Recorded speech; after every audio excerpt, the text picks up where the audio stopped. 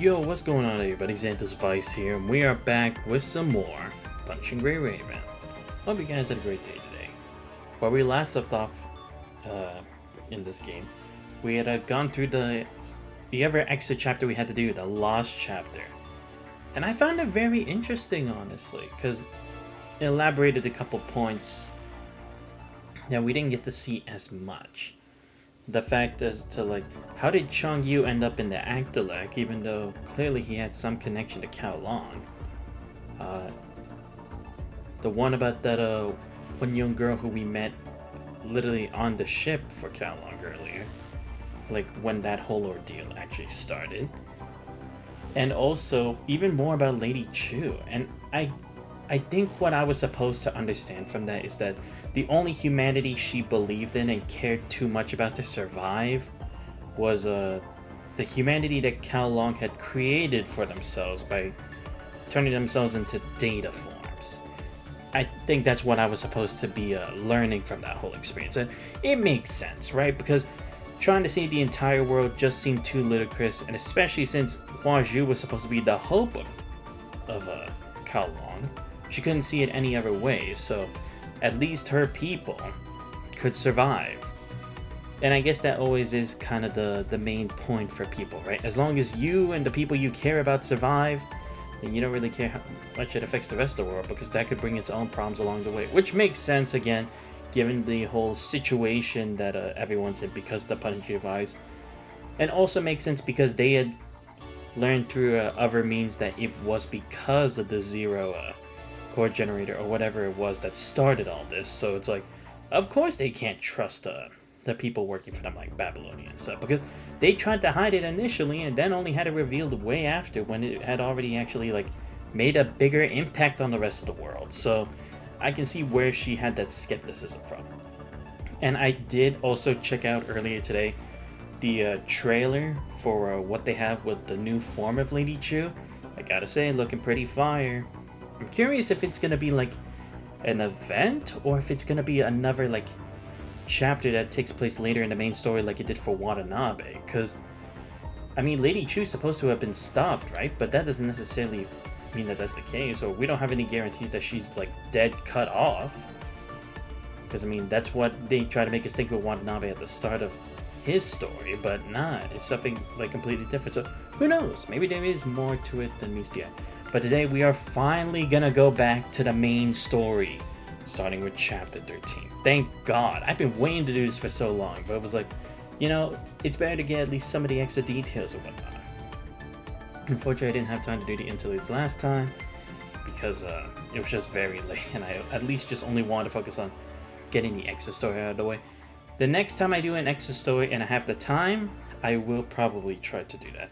Oh, by the way, I wanted to let you guys know in advance, next week I will definitely be doing less streams because I'll have to focus on like my final projects and papers and stuff like that, because that's when my planning phase for that stuff is gonna have to like, I'm gonna have to focus more on that. So I can probably say maybe like the second half of the week probably I won't be streaming. So the week that would be like, or the days that would be the normal ReFantasio and the Eastern Nordic stream, not gonna be doing that in the latter half of next week. I don't know. I probably won't be streaming Wednesday as well. I'll see if maybe I can make time Tuesday, but we'll have to see. All I can guarantee is I'll try to do a stream on Sunday and I'll try to do a stream on Monday. But I'll still be trying to do a couple of streams here and there for this week at the very least to hopefully make up for it. So yeah, anyway, without further ado, let's go ahead to Fake Ascension. Let's see, I honestly don't even know what I'm supposed to be doing for this. First, let me give you some simple instructions. We need to explore the virtual space inside Gestalt to find the source of its deviation. Compared to theories, actual experiences will let you attune to the spear of FOS much faster. Let's start your investigation with redundant block 22-16. It's the closest block from where you've been immersed. Oh, okay. Oh, right. Also, if you're wondering, why am I just starting off like this? Like I had said a couple streams ago, I did accidentally start this because I was only initially trying to see how many parts was this potentially going to be, but then it just led me straight to this, so just letting y'all know that in advance. Your current mission objective is displayed in the top left corner of your vision. Your progress will be updated in real time. Time is running out, so let's finish the investigation of redundant block 22-16. Before you now, is the battle interface created by the Spear of FOS after its tactic optimization and digitization.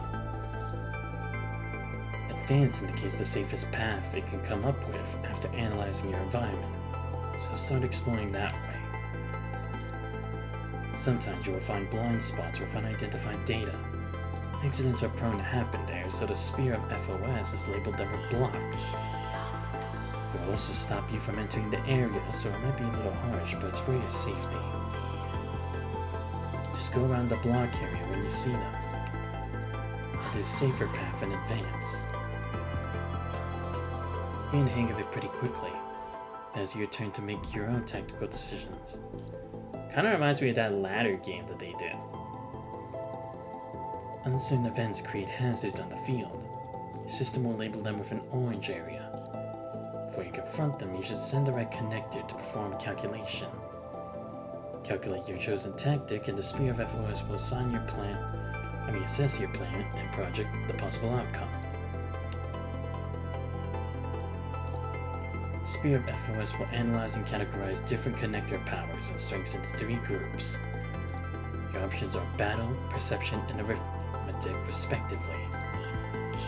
Different tactics come with different risk levels. They'll be labeled at the bottom of the calculations. They'll come with different risk levels. Never mind. Oh, okay, never mind. I had to press it. Based on the assessment from the Spear of FOS, calculating with perception in our current event generate higher risks. Let's approach it with arithmetic and perform the calculation. It might be a little too abstract for you to understand, so let's take the situation you're in as an example. In front of you is a data fault. If we want to calculate it with arithmetic, use the right equation to calculate the formation sequence of the fault, find its origin point by how it's arranged, then activate the sequence. This operation cannot fail. If you do, Gestalt will likely consider your action an anomaly invasion and proceed to eliminate you. So before you execute your tactic, it's much safer to find out the best equation for the arithmetic program first. After deciding on the tactic, choose confirm and enter the calculation phase. For Lee, the Spear of FOS has designated him as connected and excels in arithmetic. Well, that's pretty accurate. The Spear of FOS will also provide a numerical rating for your connector's tactic, allowing you to determine the feasibility of your plan. What displays here is the risk level when you perform the tactic. Try coming up with a tactic that rates higher than the risk level. After confirming the connector you choose, click Begin Emulation to plan how your tactic will play out. In a moment, the Spear of FOS will rate our plan and compare it to the risk level. And the assessment rating easily exceeds the risk level. Not too bad. Click Confirm Result afterward to find out what happens when you perform the tactic in your calculation. Unidentified data, but it doesn't seem to be the culprit of Gestalt's deviations. I'll record it to study later. Click Confirm Result to finish the calculation. Situation remains urgent. To confirm that there's no abnormality with the last part here, immediately proceed to the next area.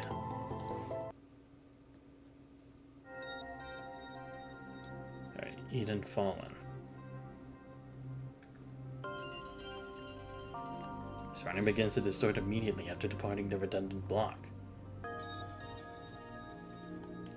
As a mouse voice from the comms echoes inside your head. Santos, do you copy? I know matrix immersions will create sensual distortions, but there's no time to waste. Command, what's wrong? Sensual, distort, stabilize the connection. Surroundings become gray and fuzzy as you lose control of your body. strange and frightening experience. Even the voice of your team members around you become distant. A few hours ago, poor Babylonia's deep space colonial ship, the last eaten of humankind. After finishing their work, the crews walk around the crowded cafes and bars located in the leisure module. Transport craft carrying task force members and support mechanoids leaves the port for the surface, while a number with minerals and roughly processed industrial goods returns from the conservation area on the ground. In the distance, members of the logistics team stand at attention to make way for the passing teacher and children.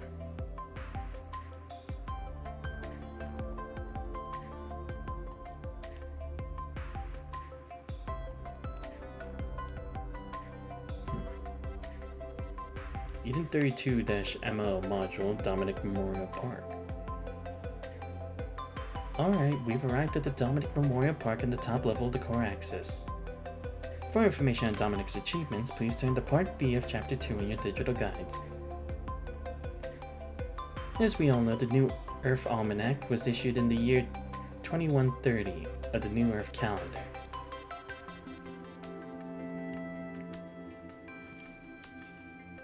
Did you hear the news? Is the leadership having an emergency meeting today? It's just another regular meeting. The president's not even there. Now quit talking with your mouth full and finish your breakfast, will ya? I heard the engineering force had an urgent assembly this morning. Think everything's alright? We got the parliament installed in the sky and the task force on the ground. What's there to worry about? Let's just mind our own business. Guess you're right. Fuck, only 6 minutes left. Hope we can make it.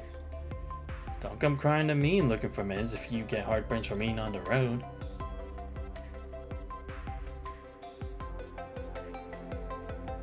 What's the schedule for today?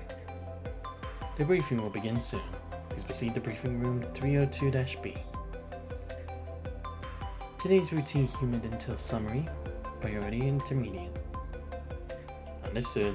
Go over there and fill out the report. Suddenly an untimely alarm disrupts the peaceful moment.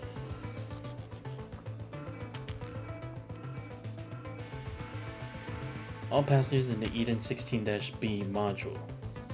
Please evacuate this module within 10 minutes. Emergency thermal ventilation through the 16B, C1, and C2 dispersal systems will be initiated. This is not a drill. Repeat, this is not a drill. Please leave the premises immediately. Follow orders from the military constructs and take refuge. Sorry, please cooperate. We have no time to waste. No, I'm waiting for someone here. You can rest assured that no one's coming here now. Hey, you... What's going on?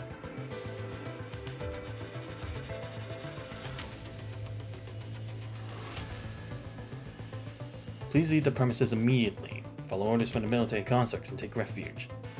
What? There's no time. Let's proceed to the shelter. Of course. Bridge area is already in chaos 5 minutes after the alarm. Almost all terminals are flashing warnings in red. Above, the altitude indicator continues to plummet. Warning. Power reducing in fusion units 1 to 16. Orbital height fluctuation, minus 479 meters. Orbital height fluctuation, minus 523 meters. Orbital height fluctuation, minus 599 meters. Hey, control! Our altitude is dropping! What the hell is going on? Hold on, I'm checking! Damn it! All the query requests sent to Gestalt are timed out. I'm on it. Transfer virtual jumper. Fuck! Connection rejected? It's never happened before. Right. Is Chief Technician Asimov here?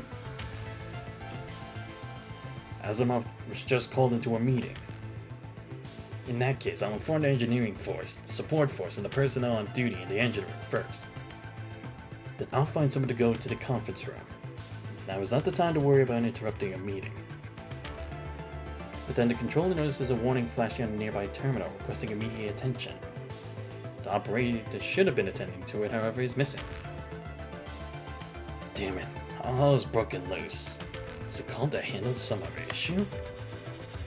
The controller tries to operate the Everett terminal himself, but a mere urgent situation suddenly appears on his own. All I can do is operate the one in front of him and shout, "I need a hand here!"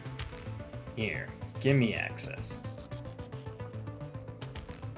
Gravity engine's operating at 22.7%. Babylonia is falling. You have to deploy the engineering and support forces to all energy sectors immediately. Where's Celica? Miss Celica and President Hassan are in the conference room. Why are you here? Commandant Xanthos, you and the Great Raven should be. We just finished our mission and returned. We wanted to report to Miss Celica and President Hassan on the bridge first, but... You, Xanthos, and the Grey Ravens. Yes? Come with me. President Hassan wants to see you. But... save it for later. You got it. Then let's go. Remember to contact the engineering force and the support force like I told you. Of course. Fuck. What's wrong with the engines? Why are they all stalled? And gravity engines operating at 19.6%? We're still falling. I was going to ask you. We've fallen almost 1,000 meters while we talk. Forget it. We'd be fine as long as the power is restored, but the exhaust valve terminal keeps returning error messages. Bridget, tell your people to turn off the automatic controls of all the exhaust valves. More than 5% of them are still blocked by the fucking safety regulations. We're dead meat. What do you think I'm doing? Team 4 and Team 8, are you in position?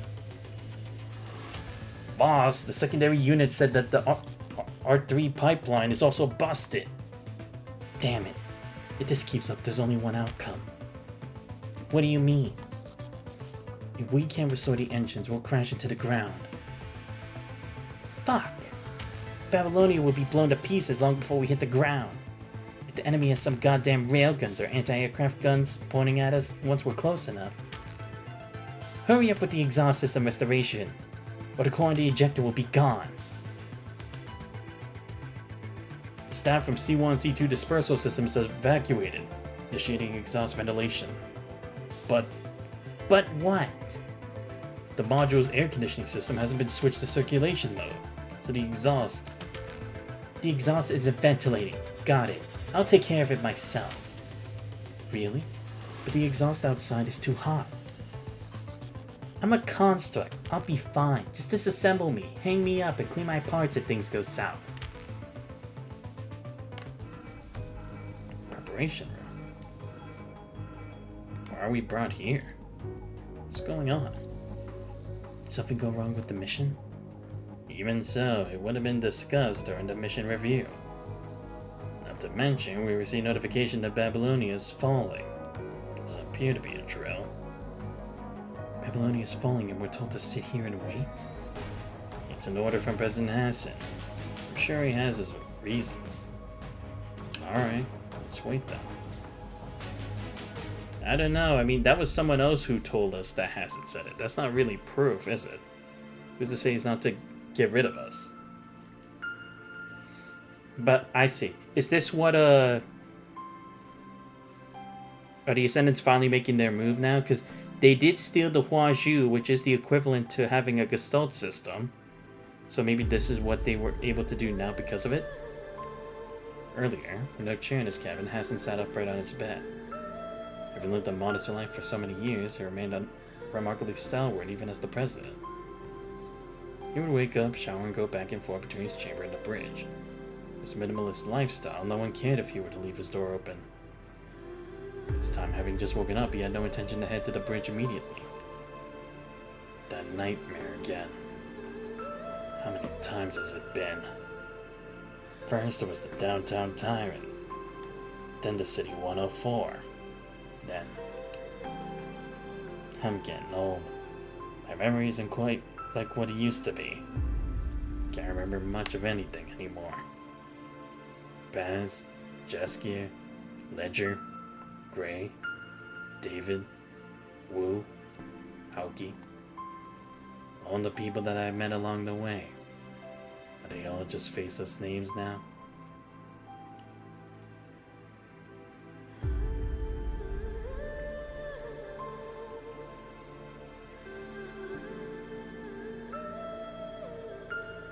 Every wound the pain flowed through seemed to awaken something in his memories, some that otherwise fade away with age. President.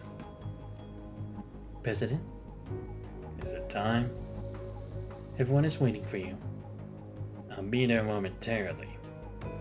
The Grey Ravens return. Let them wait in the preparation room. The Babylonian conference room was bustling with a crowd of people. As the automatic doors opened, Hassan and Celica entered the conference room one after another. Commotion in the crowd subsided in an instant. Everyone had their eyes on Hassan, including Asimov and Nikola, sitting off to the side. Celica, let's begin.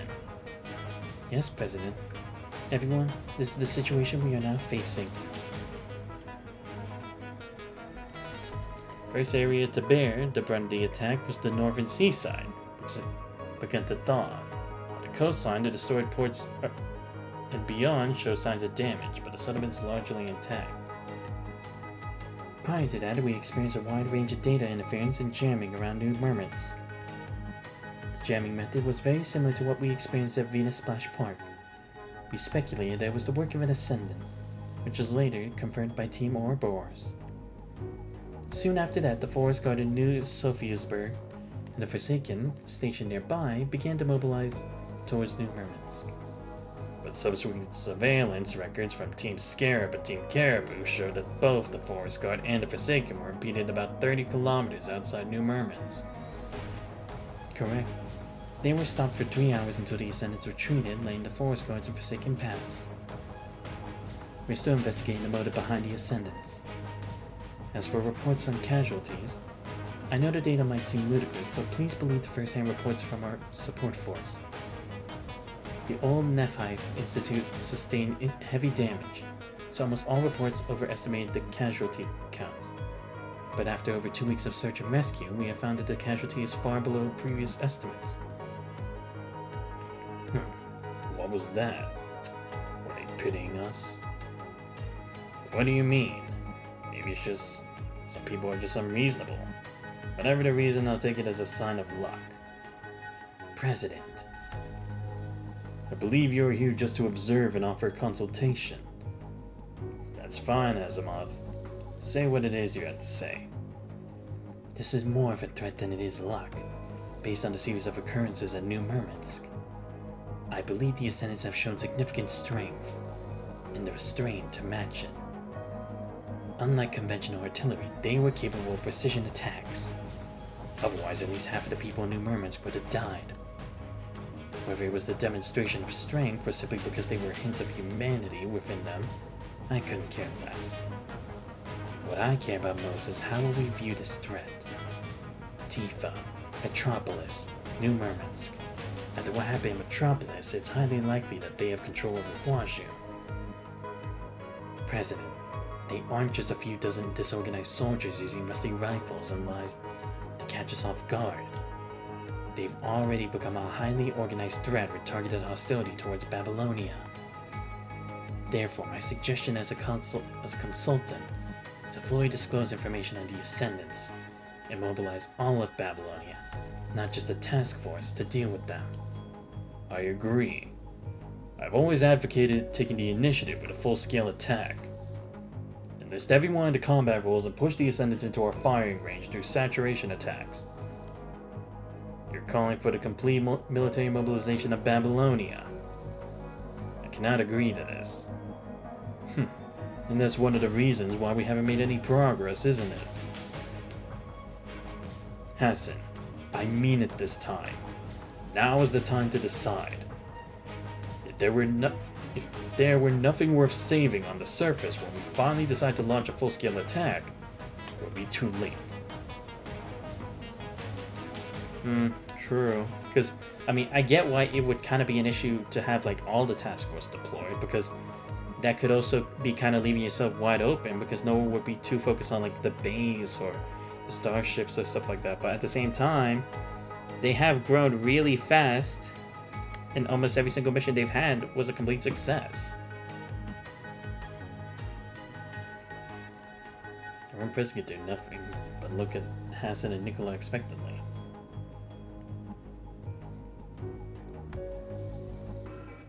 At the moment, the unceasing buzzing of the alarm disrupted the confrontation. What's going on? It's an emergency! Mr. Asimov, come with me. Everyone else, please proceed to the shelter on 37C immediately.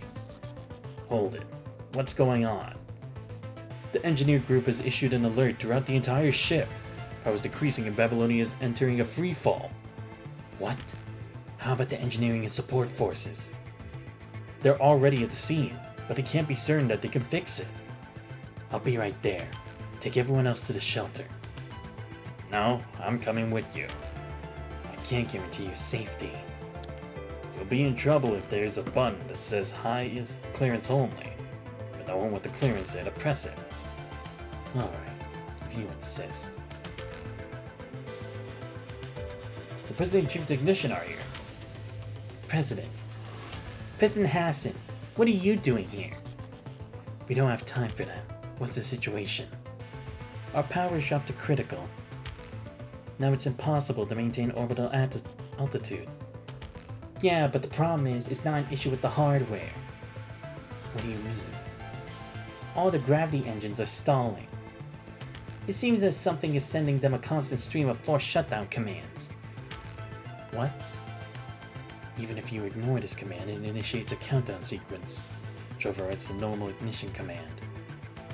Hence the stalling.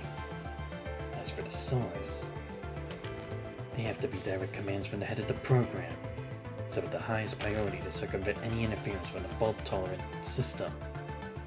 Call me crazy, but I think there's something wrong with Gestalt. How is that possible? We can figure that out later. Karenina, how sure are you? About 60%. Regardless, there isn't an issue with the hardware. Karenina Asimov, come with me. Ask someone to bring the Grey Ravens to the conference room. Looks like we'll have to put the discussion we planned with them on hold and solve the issue at hand. Bridget, take some men and try to restore the thrust. Buy us as much time as you can. After anxiously waiting, you were called to the conference room. What's going on? I'm sorry. Unfortunately, we don't have time to have our discussion as originally planned. Have to concentrate on dealing with the current crisis. Asimov. Let me see. Well, this is not what I was expecting, so pardon me while I try to figure out how to freeze it. Alright. Well, as you can see, the ship is at 10% power. A report showed 4 groups of gravity engines being taken over and locked in to propel in the opposite direction at maximum capacity, causing our rapid descent. While we speak, Babylonia is plummeting toward the ground at increasing speed. The cause of this crisis is unknown. I speculated that it was from an update made to Gestalt, but I just discovered a vulnerability in the program. I'm sure you understand the seriousness of such ramifications. I know you have many questions, but there's no time for details, so consider the following in order. To identify and solve this problem, I need you to carry out an emergency operation. We will use the Tactical Environment Simulation Interface, Spear of FOS, for the Military Academy as assistance. As a tactical environment simulation system, it will translate the data in front of you into comprehensible intel and provide tactical evaluations and suggestions. If the situation allows you to connect directly with Babylonia, it can also provide additional functions. That depends on what happens at the scene. However, you will only need to use the graphical interface inside Gestalt for now. We'll talk about the rest later. The way this works, Grey Raven, is that you will infiltrate Gestalt. In short, I will export your minds and your commandant's consciousness as virtual programs, upload them into the Gestalt where you will uncover the issue and resolve it. Oh, okay, cool. So we're literally digitizing ourselves and actually, like, fixing the problem inside. Reminds me of like an old cartoon where stuff like this happened, but I don't remember where. Alright, understood. Of course, a veteran of your caliber can easily understand the situation at hand when I have yet to grasp what is happening.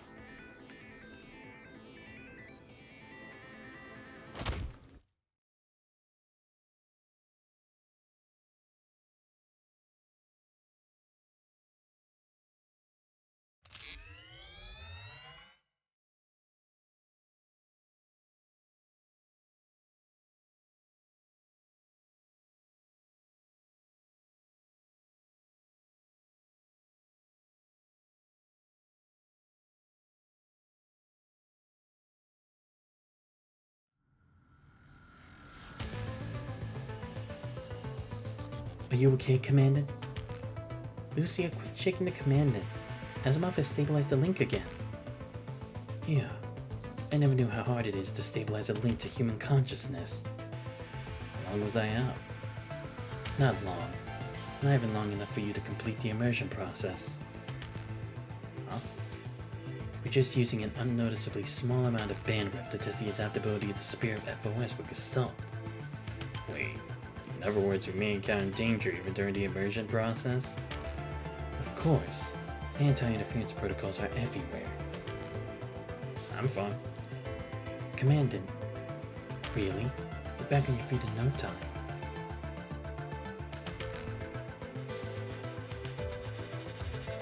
Looks like I really can depend on you with such an important mission.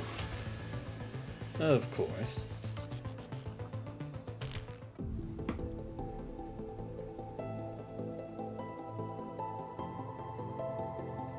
Alright. Well, let's check it out.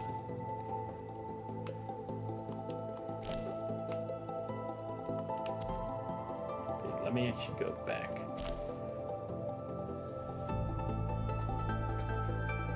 Trying to see where it all starts. Could be in preparation center?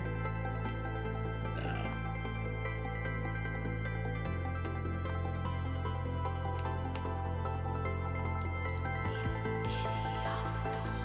Whatever, it doesn't matter. Let's just go. So go here.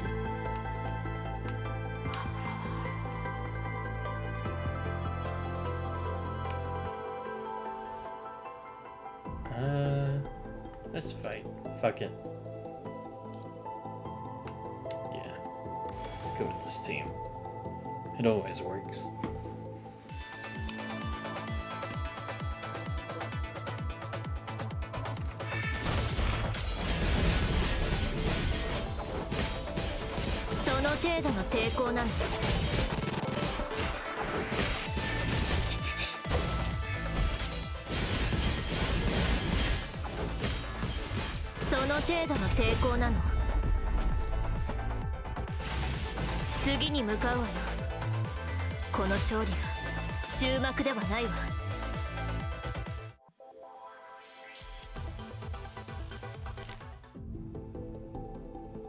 Okay, it doesn't cost AP for that. Nice. Alright, I might as well do it again.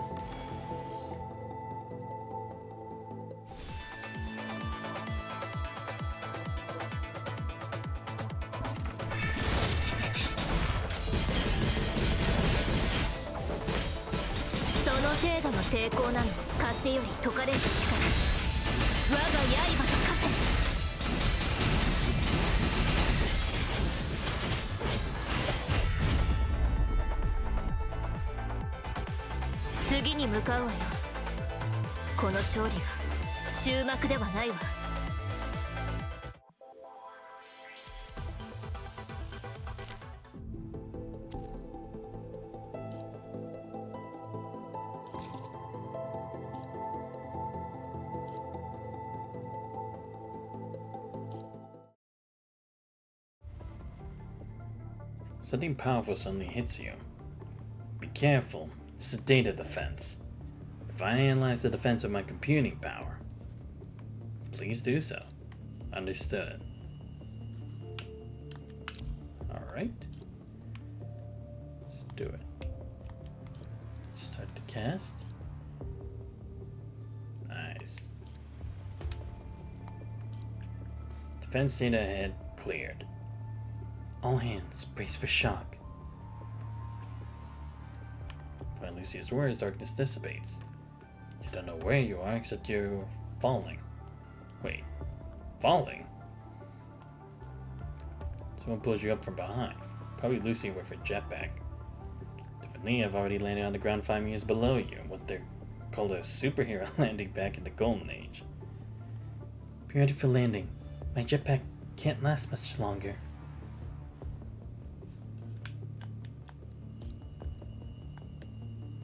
Is everyone okay?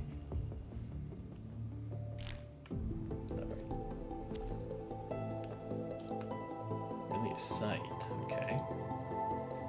Alright, let me switch the team. Put this one. 了解。序列の1位として出撃する。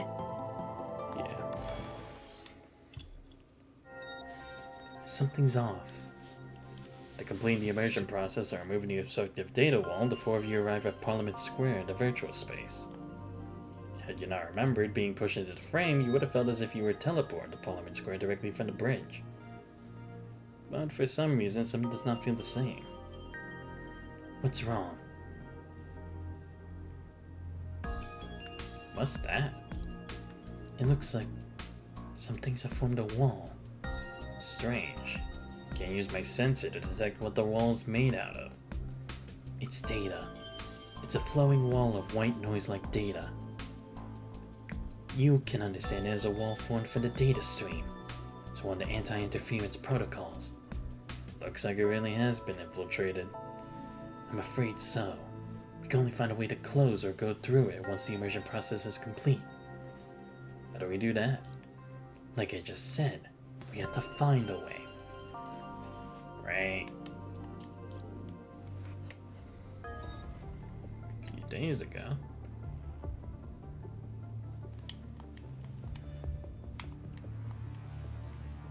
Commander Nicola, is there something? Oh, President Hassan. Seems like you've been quite busy recently. I haven't had a chance to speak with you. Have a seat.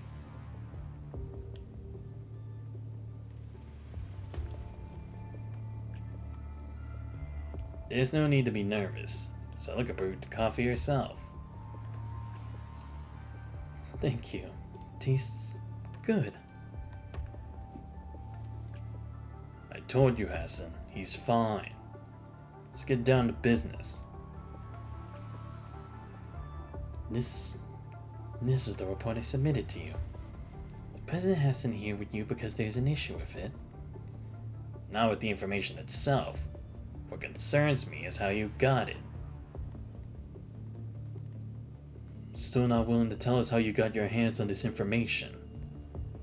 Well, I'd like to live a little longer.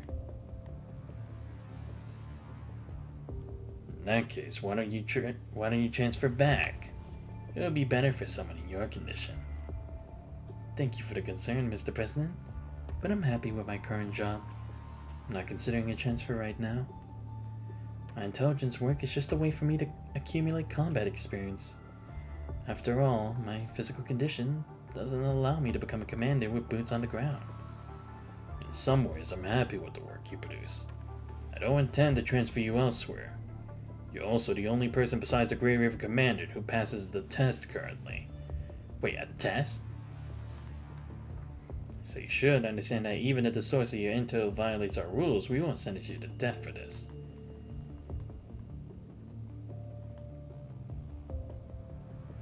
Sir, I was given a mission, and I completed it. That's all. Just as I won't ask how you will use this information, you won't have to inquire the details on how I obtain information. You wouldn't have the authority to ask. You're right. We know that what you're doing, at least in terms of results, are still for the benefit of Babylonia. We seek a common goal. However, Murray, no matter how many moves you make behind the scenes, don't you think they can remain hidden forever?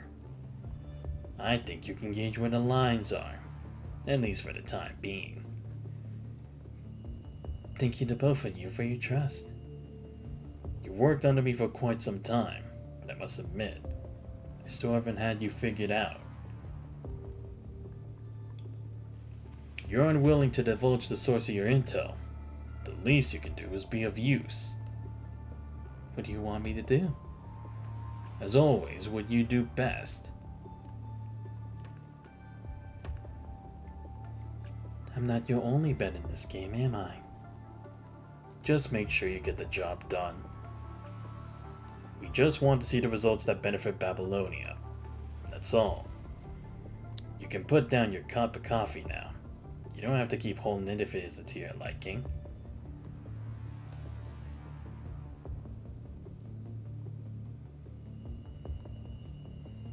That wasn't very pleasant at all. Damn, not even Murray keeping secrets? Damn. I didn't think there was more to him than just being Lee's brother.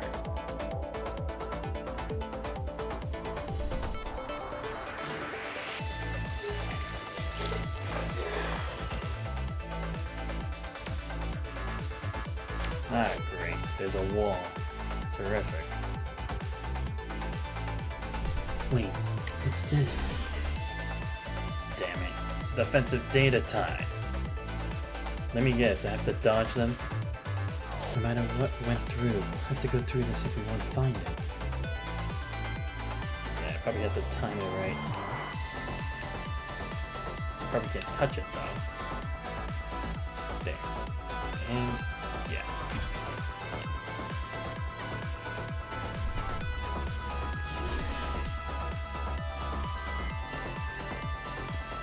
Okay.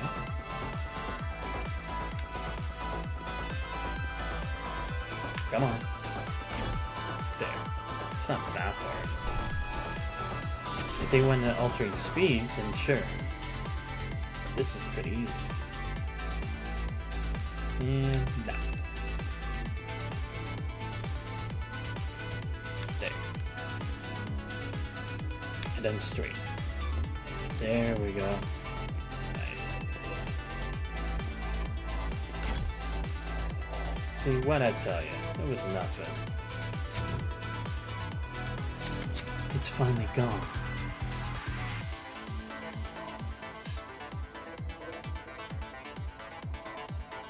The signal trails back to the main elevator. To go back and keep searching.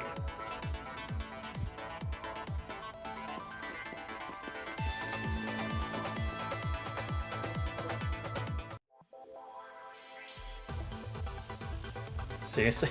That was practically nothing. Long last. So, this is virtual space. It's different from both reality and virtual reality. How astonishing. What's the matter, Lucia? We went through the immersion process only to find ourselves somewhere like Babylonia. A sense of discrepancy is exhilarating. I know what you mean. Why does the spirit of FOS turn the virtual space into Babylonia? The visual translation from the spirit of FOS references the cognitive data of the individual, which means you are the ones who think Babylonia is the closest visual approximation to Gestalt. Based on the nature of the mission, Lee's computing power should be plenty advantageous here. In short, this mission will rely on Lee's computing power to provide the commander with accurate references necessary for decision making. This issue isn't something that can be solved by an antivirus program. You need to locate the intrusion point. If we can't fix Gestalt's internal problems, we won't be able to do anything externally. Your mission is to keep Babylonia afloat. Everything is going according to plan. We have control over most of Gestalt's operation modules, and we completely blocked its ability to control Babylonia's power. Babylonia will crash land in 17 hours as estimated. Wow, not too shabby. Once Babylonia crashes into the ground, it'll be no different from an ordinary settlement to us. Should we get moving, Miss Luna? Do I need to explain to you what you have to do? I see. Well, I'll get going. I'll gather the corrupted. Sister. Got it. I'll wait at the potential crash site. Good. Do so. Gabriel, you'll block their signals then. Understood. Get going. Tom's signatures, different from previous records, have been detected in the speech patterns of Gabriel and Roland. What are you trying to say? I'm only informing you. It's none of your business. I see. In that case, I will continue the infiltration program. Synchronize everyone's comms with the predicted crash site. Understood. Sister. Yes. What is it? Be careful. I will. Why are you telling me this? I just wanted to. That's all. Damn, now I'm even more confused.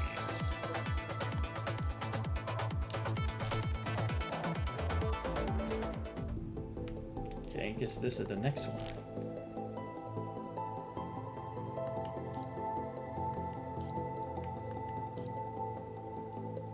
Unexpected bolt. Yeah, we'll keep the same point. Waju, how is the infiltration coming along? The area under my control has decreased 12.7%, and Babylonia has regained power by 6.1%. Compared to an hour ago, Babylonia is still in freefall. What changed? It appears that a task force has entered Gestalt's virtual space in an attempt to resist my infiltration. Everything is still under my control. Do you have any anti-interference programs? Multiple disguised sub-terminals have been released. They will create massive disruptions before Babylonia's forces realize what is happening. That's good. Your hesitation suggests a concern for my technical capability. Can you state any alternative that can be implemented? That's not what I meant. Do what you must.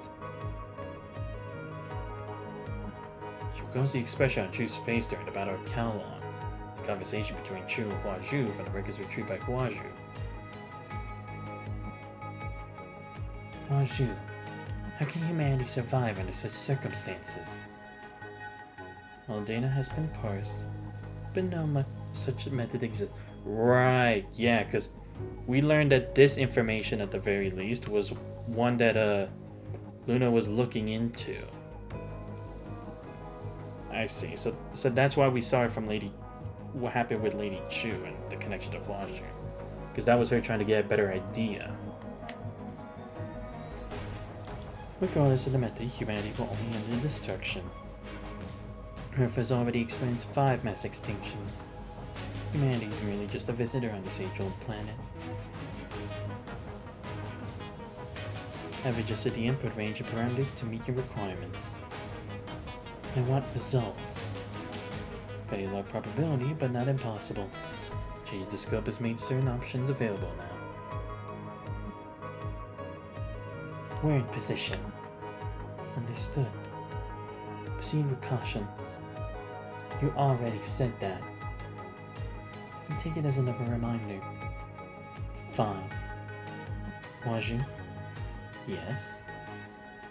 Forget it. It's nothing.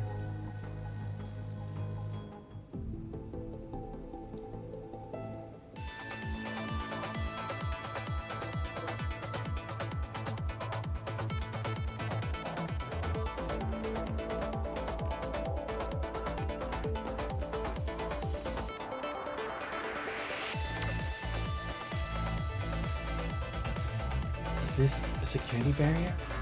Watch out, it's far from behind. That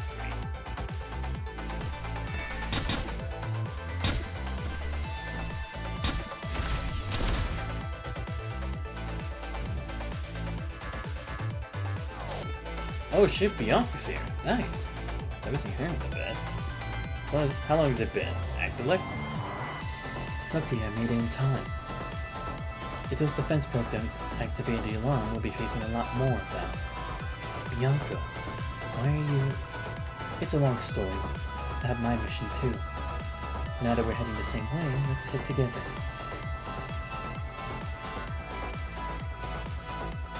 Cool. That works for me.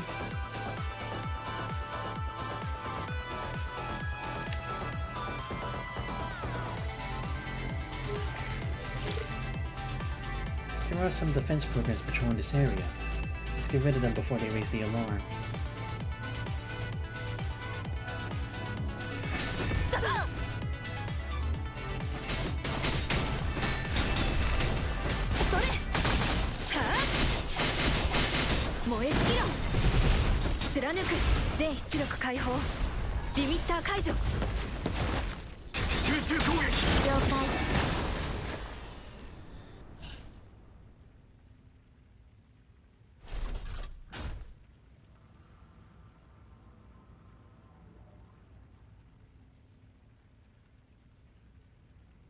Are they trying to protect something?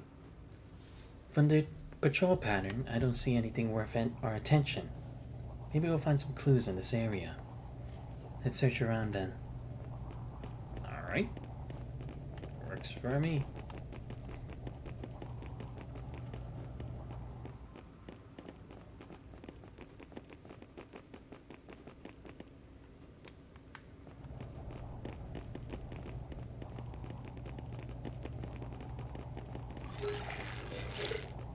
Ah, great.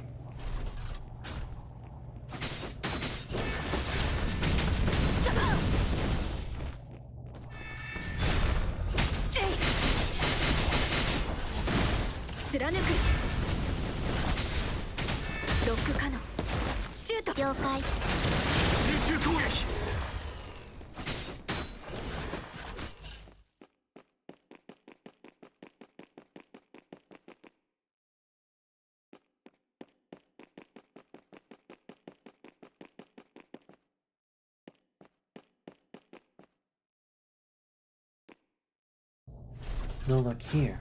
We'll have to. Are you really Bianca? True, because it's like, clearly Asimov would have said something, that's the thing.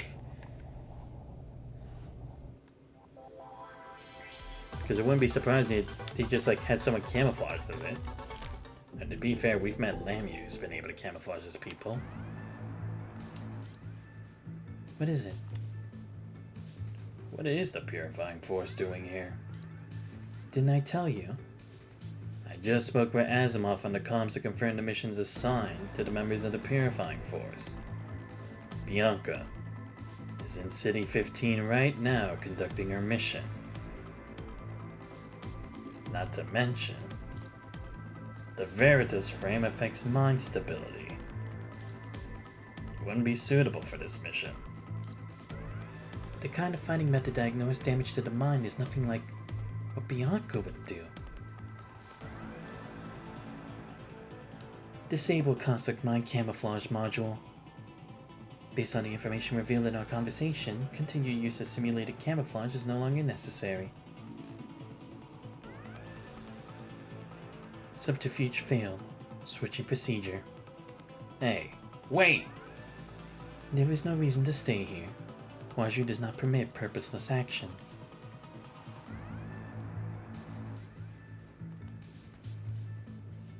Liv, do a full band scanning. Understood. The program signal has disappeared, but... What is it? There were no traces left behind in the virtual space. It didn't leave by moving. Then how did the program escape?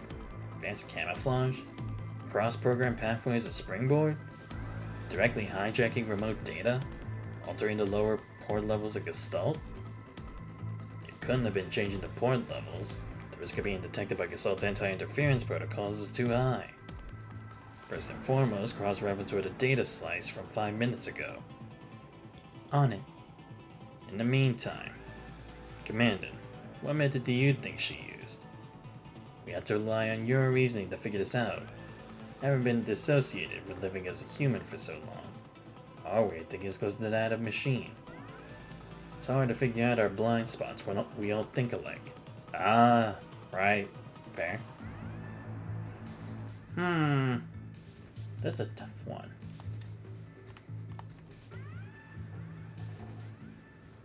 Advanced camouflage. I mean, I guess it could be in the physical sense.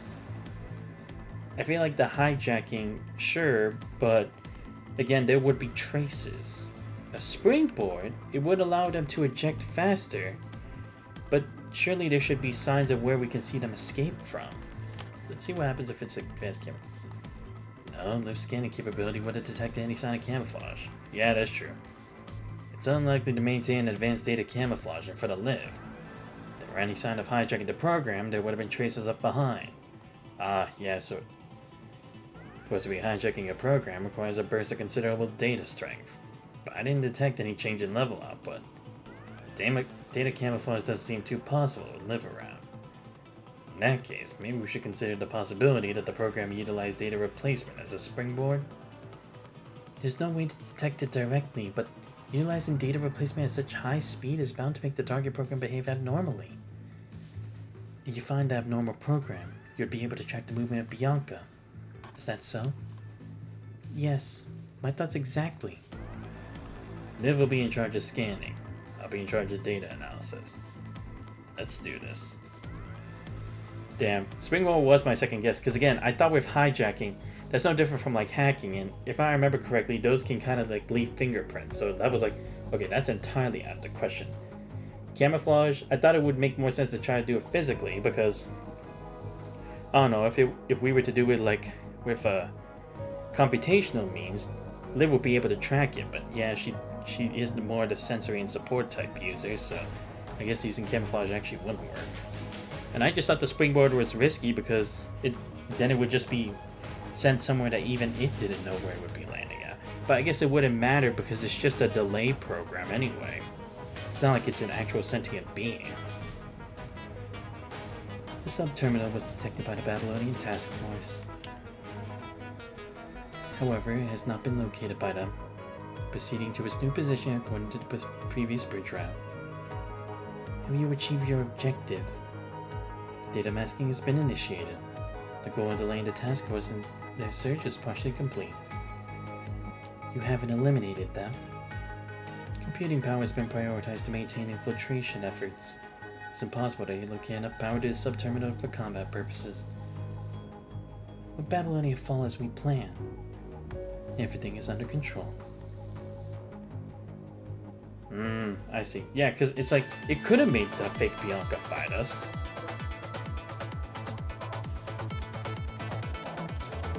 But I see, that's why it didn't. This one. To a defense program. Same as before.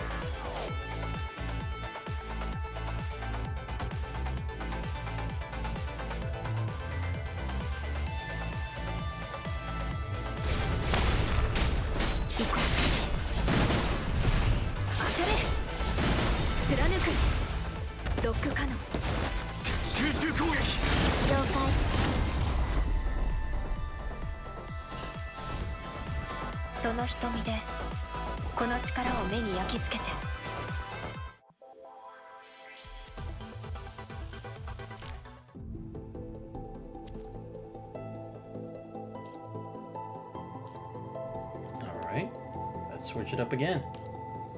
Let's put a Rigger's team. Just make it more interesting.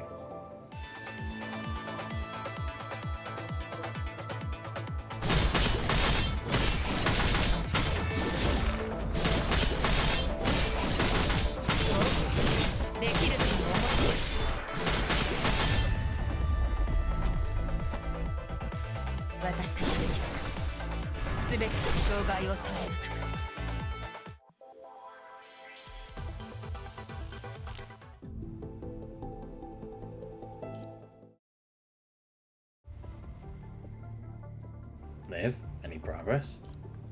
I've tracked down some traces that we should keep an eye out for, but I couldn't filter for specific ones because there are too many signals in this area. Lee, can you help? Yes. Not without risk, though. I can use my computing power to do a brute force filtering of all the signal sources. But I can't guarantee that I'll be able to filter out all the other interfering signals. What that means is that we'll need to go through multiple rounds of filtering. It's gonna take some time. I'll leave the choice to you. Let's give it a try. Understood. I'm getting a lot for this. Let's see. Sweet. Found it. Beginning reverse route deduction. I found another cluster of tracks up ahead. Let's move.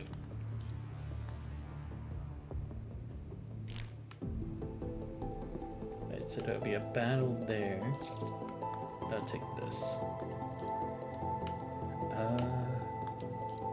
This. Do another fight.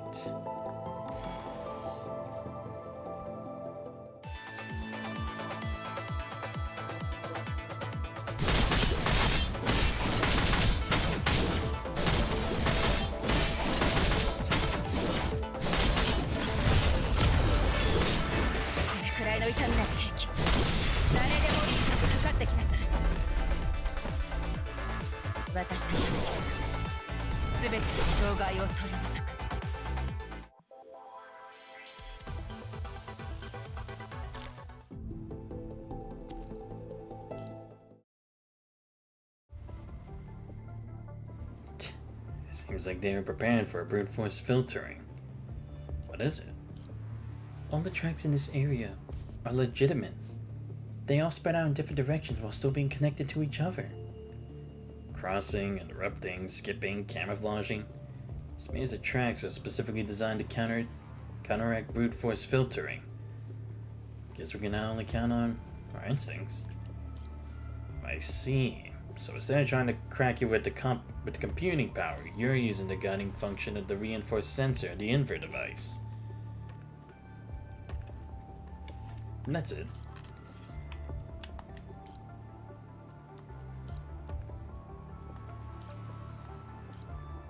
This track is pointing toward the way we came. This means if we hadn't come across this path, we'd have found ourselves getting further away from the target the longer we chase it. Ah, I see. Just trying to make us go on like a wild goose chase. Thinking one of them has to be the answer, but it's like, no, none of them were the answer. We have no time to waste now. We need to report this. If we lost this fight, Asimov would need to be prepared. Well then, let's report this first. Roger that. Let's find a place nearby with better connections so we can report the situation. Fake friendship. Okay. What? It's very clear in my report. A comprehensive data camouflage. How is that possible? We aren't sure. We can only guess that Hua Zhu is capable of such power. That doesn't make sense. If Hua Zhu was capable of this degree of data camouflage, then she could have just... She? Oh, do they already know about the existence of Luna, maybe? I warned you not to forget that possibility. You were right. I'll get going. What's happening? We'll clarify later. Right now you have a more urgent mission. Catch Hua Zhu. Since Hua Zhu took the initiative to appear before us, we obviously can't let this opportunity slip out of our grasp. No matter where she goes, Hua Zhu will eventually find a way to complete the core objective, or return to the mother terminal. I see. In short, as long as we can find a location of that program, we can find hints on where to proceed from there. They look at Lucy are catching on. Alright, so...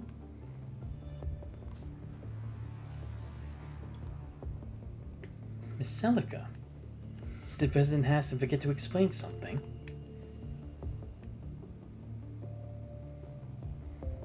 Commander Nicola asked me to give this to you. Otherwise, I wouldn't be talking to you. Oh, whoa, shit, does she have some kind of grudge on him? It's for your mission. I don't want to get involved.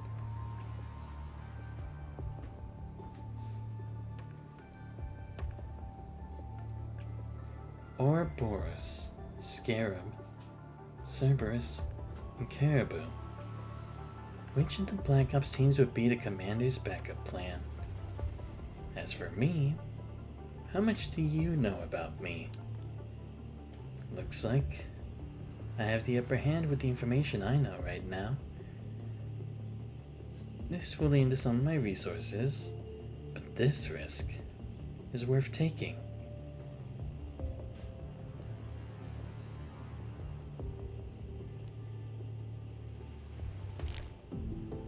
Oh, so like maybe a scare. Wait, is a scare a bug or is that something else? I honestly don't even fucking remember.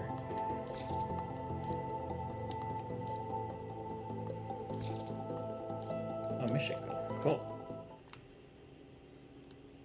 For the intel we collected, let's go where we must go from here. We need to find a suitable method to track their whereabouts, or at least uncover enough intel to establish a starting point, right? That's right. Live. Scan the entire block for data. If it was a machine or AI logic, we should be able to detect the pattern. They all speech, even the most commonest speech, has something of song in it. So just a case for humans, so too does it apply to machines. On hero warship in a heroic in history. Right as always, Commander. In other words, we should look for this element of song. I scanned the whole block and there are multiple data signals. Which one should I track? 2 of them obviously belong to the Babylonian task force. As for the remaining 2, one I've never seen before and the other is Team Ouroboros. Name sounds familiar. Is that Commander Nicola's team? They always seem to be carrying out missions, but no one ever knows what they're about. What are they doing here? Gently speaking, it's above our pay grade. Even if you asked, the commander would just say no comment. So, what should we do? Tracking the more probable signal of the 2 task forces might be the most promising. Even if the program has a disguised ID, it wouldn't be Ouroboros or that signal we've never seen before. Why is that? If it were a signal we'd never seen before, wouldn't that be more suspicious? As for the 2 unknown signals, let Asimov check them after we solve the issue in the virtual space. At present, we should focus our efforts on solving the more urgent task at hand. As long as we find Bianca, or any sign of Waju, our current problem may be solved. The only source of intrusion we found so far is Waju disguising as Bianca. So I believe that is our best shot. That makes sense. Let's start looking. Understood. I'll keep scanning. Maintain line link fluctuation within 0.05%. As long as we keep it within this boundary. Asimov, something's wrong. What is it? Bridges said that the energy reserve is almost empty to keep the engines operational. Power reduction impact is expanding. The voltage regulators of the bridge and Gasol can't counter this much fluctuation. You mean that the energy fluctuations expand further? It'll be too late for Gasol and the Grey Ravens inside. If we can use the independent emergency power of the ship, we may be able to hold out a little longer. Hey Chief Technician, do you have any ideas? Now's the time. Turn off the thermostatic system in the residential quarters and divert the energy pipeline to Gasol. As for the bridge, we'll have to use some elbow grease. Apart from what is needed to maintain the immersion, we'll manually transfer all pipelines and turn off everything that is not necessary. This seems a bit primitive, but it just might work.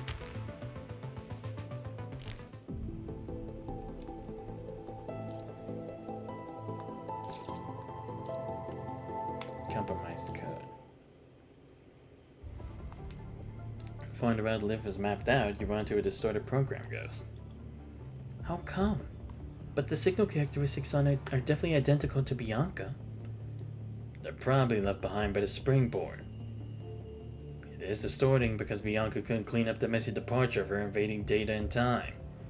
Or maybe she never intended to clean it up for the host she hijacked. This is probably going to affect the efficiency of our tactics, but I think we should fix it. I would have done the same myself. We extract the noises from the program ghost. We should theoretically be able to figure out the direction of the bridging route. I see. Damn it, nice, let's go. On a roll. Yes, you've been fixed. Information received. Verification completed. Program code 90943 is now returning to work routine. It didn't say thank you. It's a program ghost, after all. You can't expect it to behave the same way as an AI. We did help it, and that's enough.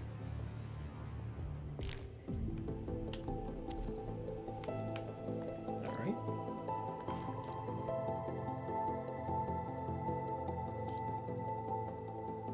了解。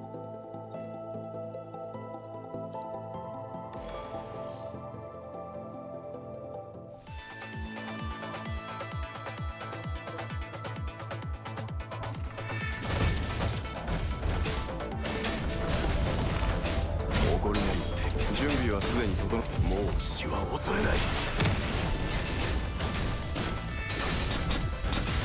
生き抜いてやる行くぞ立ち止まるのはらしくない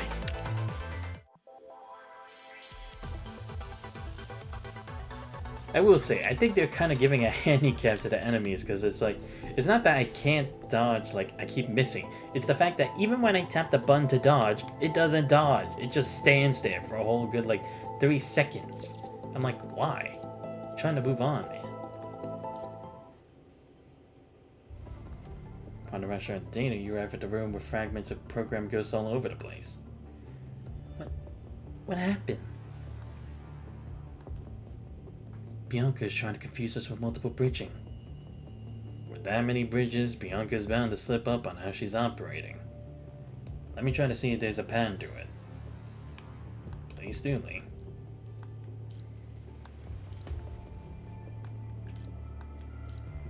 Calculation completed. The tracks merge around here. Seems like Bianca didn't have enough time to get too far away. Let's get moving. That was easier than I thought.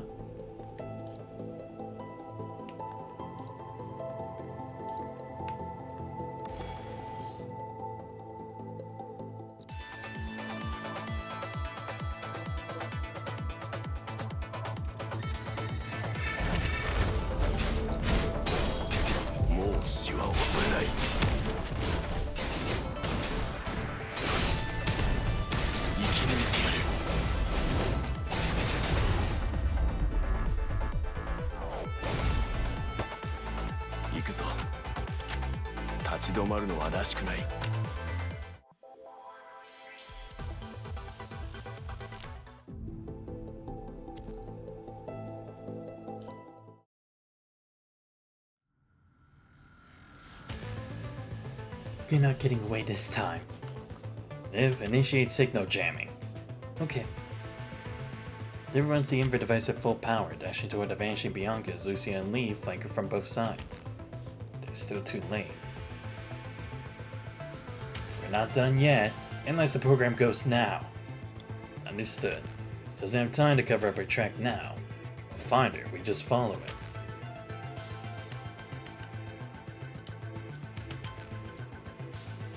Yes, just enough. Found her. Give me this. Random event. Let's do another battle. Let's switch back to the main group. 私の動きをしっかり見 There.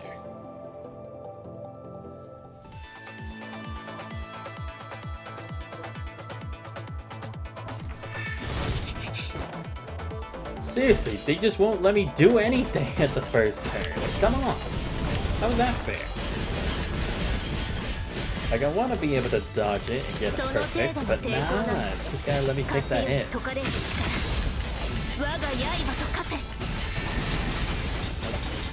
Come on. 次に向かうわよ Basic wisdom. この勝利 Something time with that. 終幕ではないわ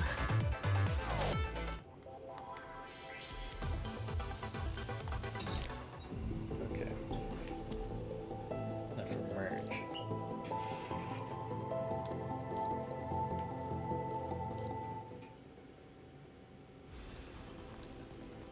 It's the fake Bianca.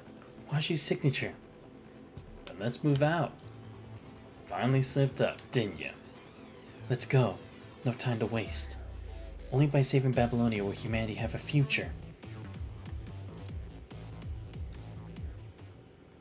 Find out why. There's power fluctuation in the immersion frame. Team 2, connect the auxiliary interlate emergency power supply. Hey Asimov, can you have the Grey Ravens initiate an emergency evac?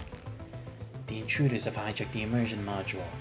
If we take the immersion module offline now, all uplink consciousness will be severely impacted. Constructs can be rebooted, but for the humans, that may be fatal. Damn it, why the fuck do you always make something so dangerous? Quit fighting. Karenina, get over here and help me set up the jumper. Preliminary estimation of the chance of failure, more than 69.7%. But all we can do is try. I'm on deck 4-2C, Archives of the Intelligence Department. I see. The commander sure is laying out all his cards on the table.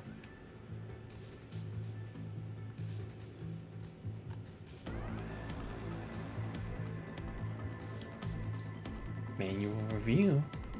Uh-oh. He anxiously looks at the security door, then quickly scans the room for a place to hide. There's nothing for him to hide behind in the small empty room.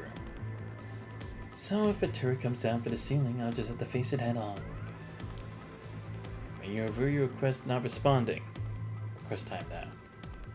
What now? Activate maximum security procedure. Where he looks around the room again and finds a security gate lowering in front of the door he came through. So I'm stuck here if I can't open this door, huh? Sterno interruption detected. Activating wartime evacuation procedure B. Security doors been closed. Open the emergency passageway. Don't make me come back here again. What is he doing?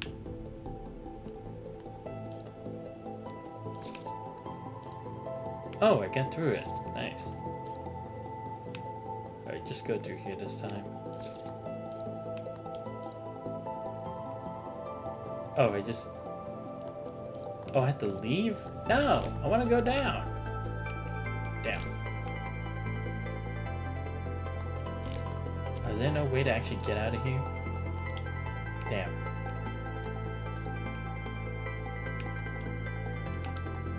Damn, so I literally am stuck. There's seriously no way for me to go. Damn. Alright, fine.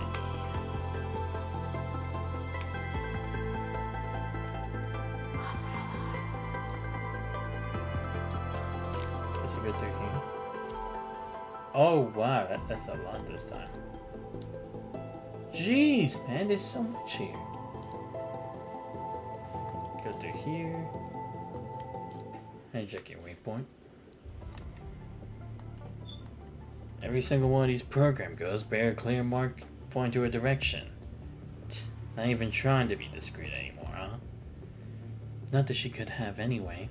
With so many of them standing out here, we need to get rid of these program ghosts to move ahead, though. Right. We don't have the time to fix every one of them. Commandant, what should we do?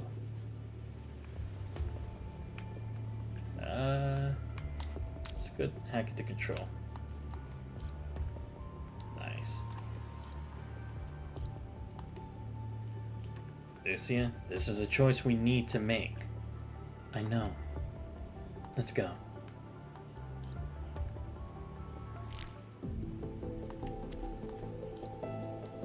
Yeah, get me through here, here, here.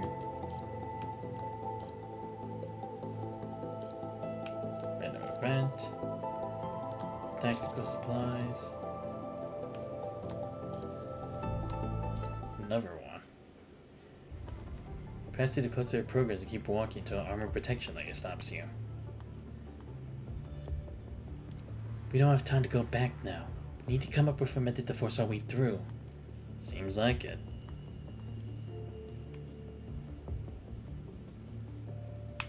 Fine, break through the gate then.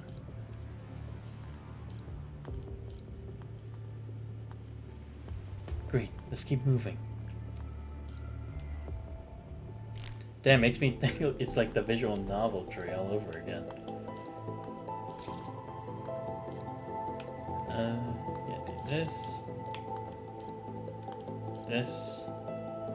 My god, so many hijacking points. Come on.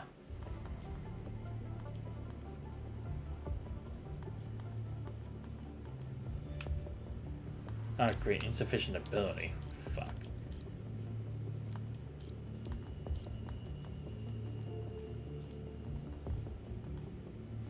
Alright, please tell me I'm getting closer. Oh, there we go. Mission goal. Yeah. Finally. Seriously, that took way too long. On the other end of Eden 16B leisure module. So, the results of the scan show that the area is calm. A single trace of the regular programs is detected.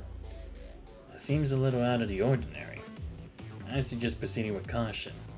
Is there a way to bypass this area? Searching, no route was found. I can continue searching, but I'll need time. What's Babylonia's current altitude? Retrieving external data. Babylonia is still falling. Now very close to the bottom of the low Earth orbit. How bad is the situation? Babylonia isn't designed to navigate through the stratosphere. If the altitude is too low, navigational functions will begin to malfunction. Even if we abandon Babylonia, there won't be enough time to evacuate the whole ship.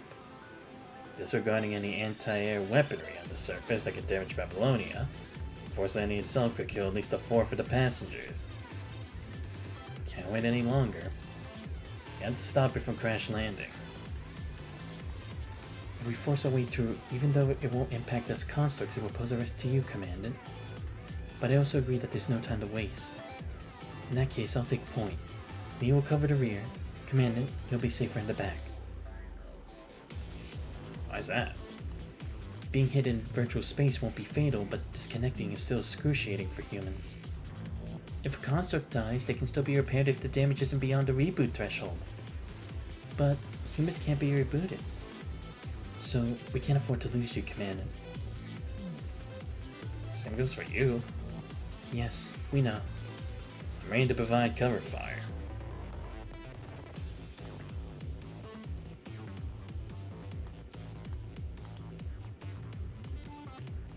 Looks like they don't pose much of a threat. We should still proceed with caution. I'll look after Commandant. We all have an ID code from Babylonia. We should be okay. Huh? Damn it. Is this Waju's doing? It seems that we can't pass here without a fight.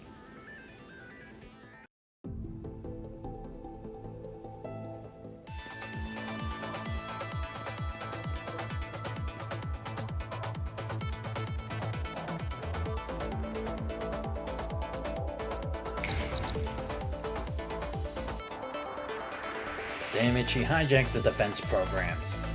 We just had to get rid of them then.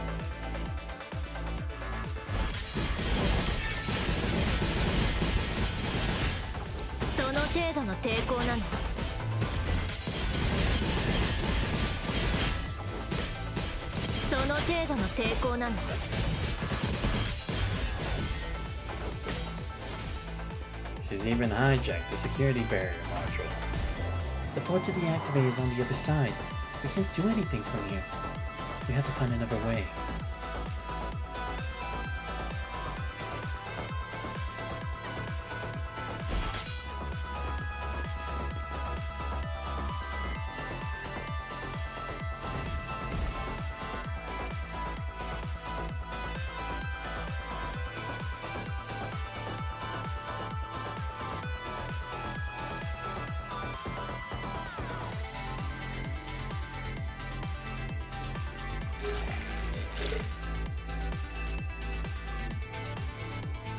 That Bianca's made too many bridging attempts. All defense programs in the region are now altered. Can't get away without fighting.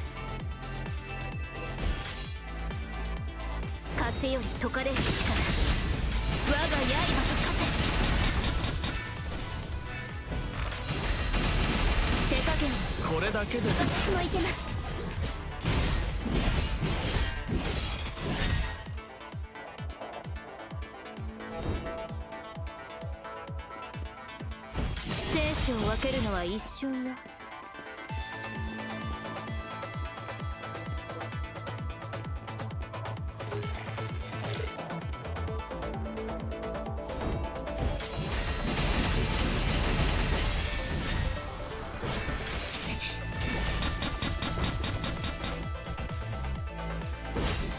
宿命の風は私が断ち切る。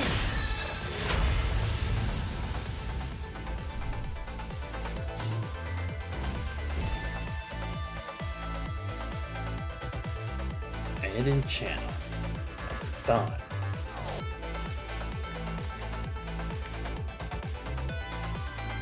According to my scan, the destination of our bridging connection is right here.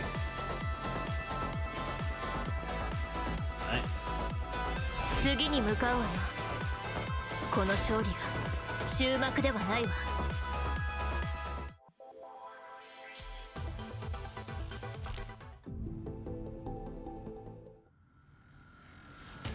The jumper's set. Can we transfer the signal? Not yet. There must be an issue with the power. Fuck, look! Looks like we had to move the batteries here ourselves. I'll get Team 2. Hurry, the power will disconnect in 15 minutes. All anti-interference protocols are dismissed. There is not enough computational power to counteract this unexpected occurrence. Unexpected occurrence. Now! Lee! On it. He charges Bianca with all his strength and lands a flying kick, causing Bianca to lose balance. Using his right hand as access, he does a spinning kick with both feet, sending Bianca flying toward Lucia. Enter an unsheathed blade. I see. Lucia slashes Bianca, giving her no time to react. Left shoulder Bianca separates along the edge of the blade, sending parts flying and disintegrating into the air. Lucia follows her attack with a swift kick, sending Bianca flying. As she flies through the air, a beam of light hits her right in the face. Well done, Liv. I just got the shot off in time. Fragmented body Bianca separates into three as they fall among the ruins of buildings devastated during the battle. It's over.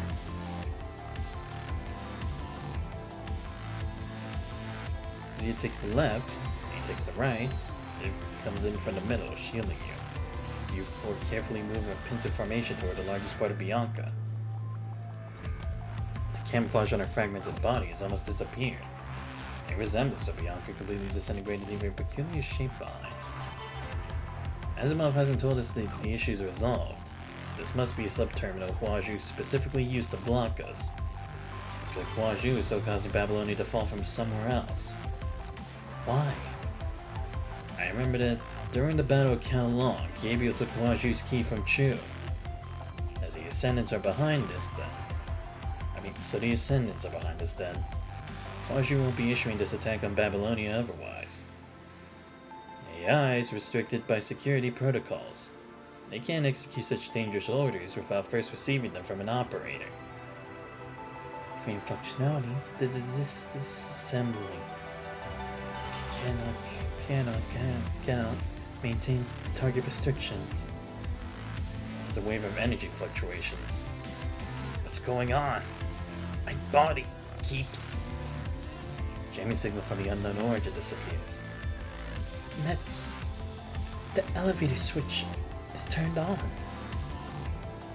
Vibration slowly comes to a stop for a while. Everyone gradually regains their bodily functions. At which point the rest of you finally notice Liv pointing off in the distance. By her hand, everyone sees authorization restriction revoked displayed on the operation panel at the passageway.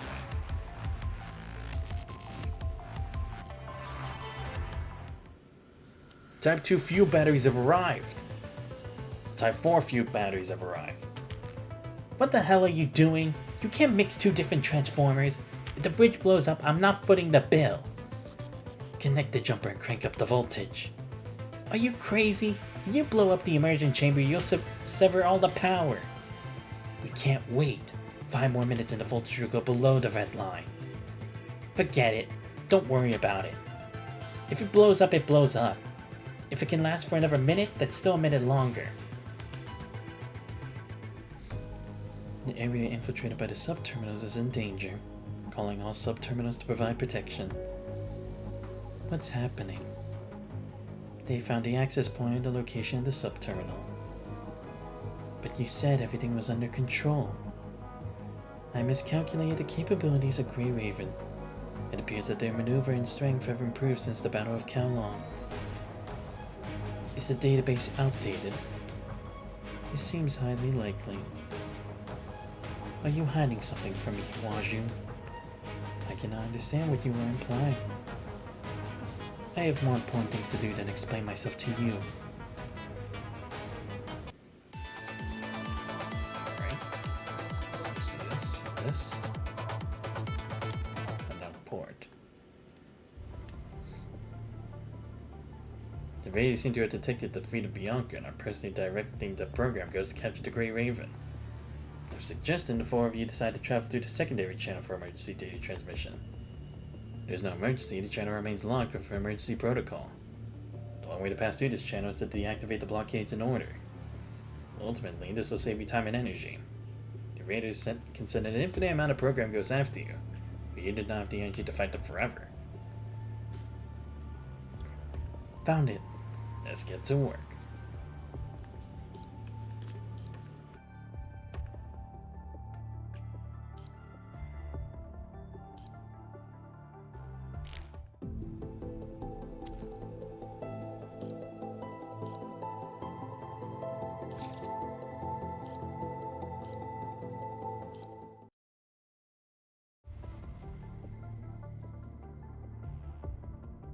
Did they hijack the security lock too?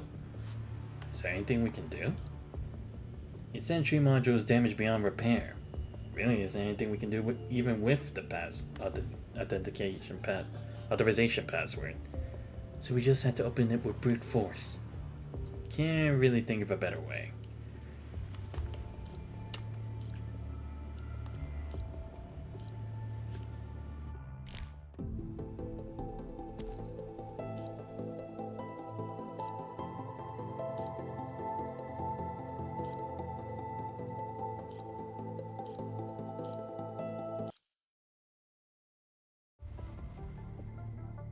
We're at the end of the channel. The bridge is up ahead. I bet this is what screwed up the security lock.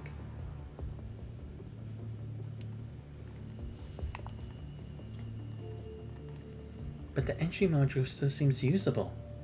We got two choices here then. Alright, what do we got? Let's go battle calculation. Ooh, barely got that. Good thing I didn't go for the other one.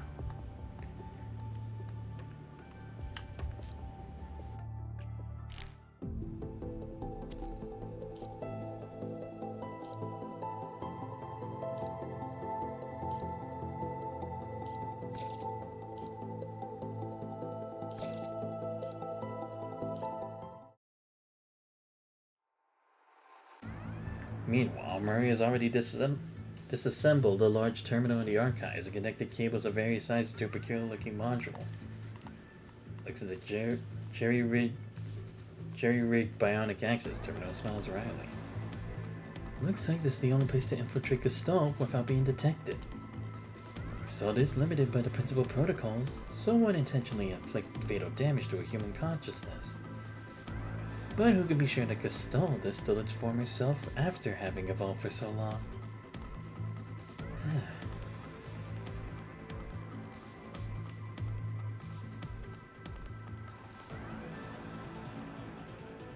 This is what you feel. What constructs feel when they dive in. Then I don't envy you.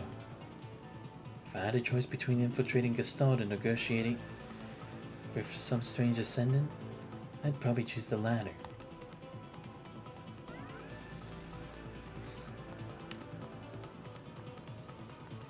Time to get to work. While Gestalt is busy dealing with the intruder and the Grey Ravens, I'll see what secrets I can uncover here. But before I do, I need to be prepared.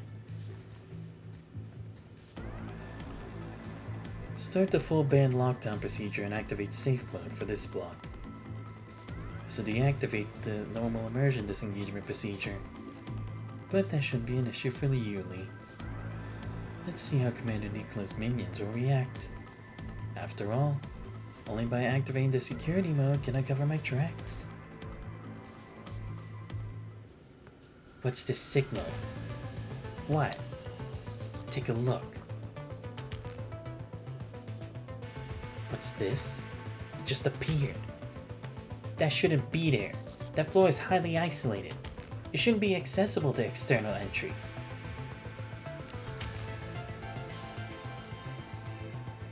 What's going on? Switch to jumper LX12A. Then add XK6 and bridge it directly to Gestalt's maintenance interface. The fuck? This is not an external problem. All interfaces have been disconnected internally. It seems like no one but those already inside can tell what the internal situation of Gestalt is right now. All we can do is maintain power and give them the chance to disengage. Wow. Scanning complete. No anomalies detected. Let's move out. Understood. Asimov, we're going to the bridge in the virtual space. Asimov? Comms are disconnected. What's going on? No clue. Try activating the logout sequence. We can't disengage. Well then, all we can do is keep moving. Right, let's focus on our mission. We'll figure out the rest later.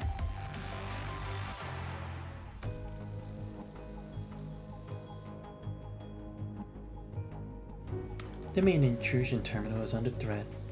Preceding intrusions cannot be guaranteed. That's enough. Withdraw the main intrusion terminal as soon as possible. Since it's about to fail, there's no reason to tangle with them any further. That will take some time. I will need to withdraw all the data uploaded to Gestalt through each external port to prevent them from tracing the source in each bridge contact. Sister. Yes. Our mission to crash Babylonia has failed. Have everyone maintain defensive positions and retreat in my direction. Alright, I'll begin immediately. Wait, not so fast. Don't fall into their trap. Maintain an orderly retreat. Understood. Is something wrong? Gabriel and Roland both took a detour on their way to their destinations. I see.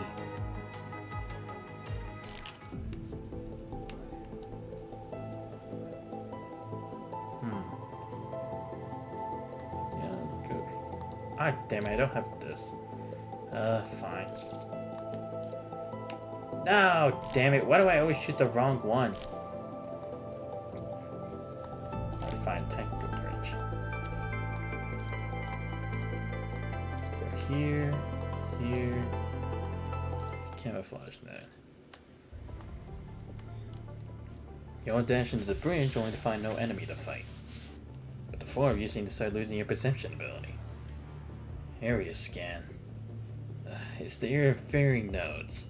We let them stay where they are and they're going to keep affecting our perception ability. They've scanned for their locations. I've uploaded some possible locations to the command link. We have one immediately around us. That's why disruption is so strong.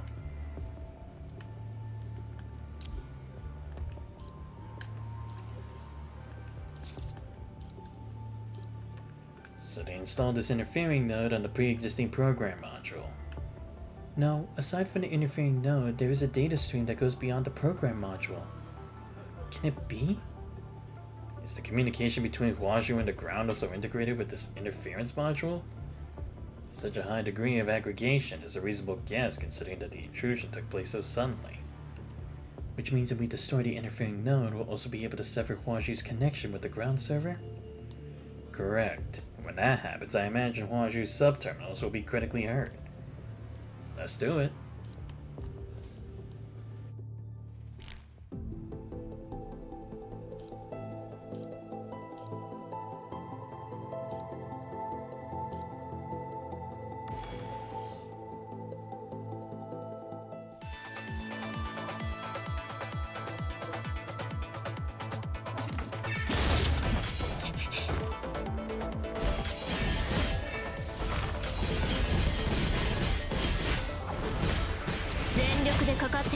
風より解かれし力、我が刃と化せ。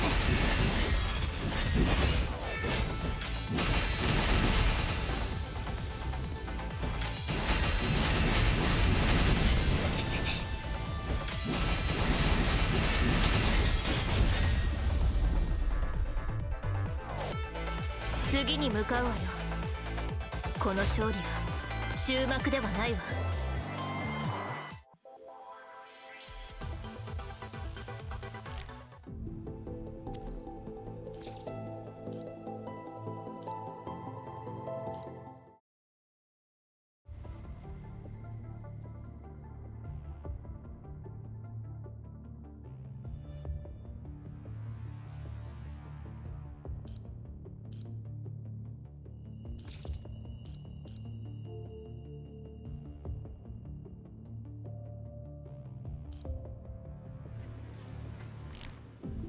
Damn, it's like I'm actually going through like a story maze.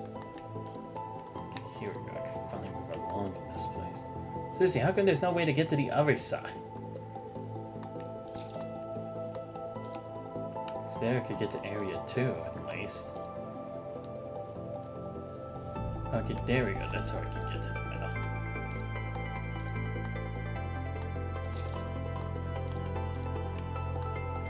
Okay, go here. Do it.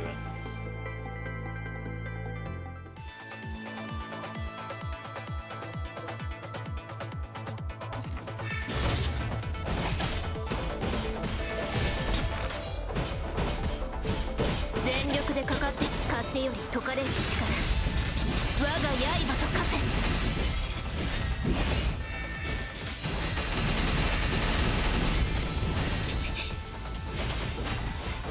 手加減をしない。次に向かうわよ。この勝利が終幕ではないわ。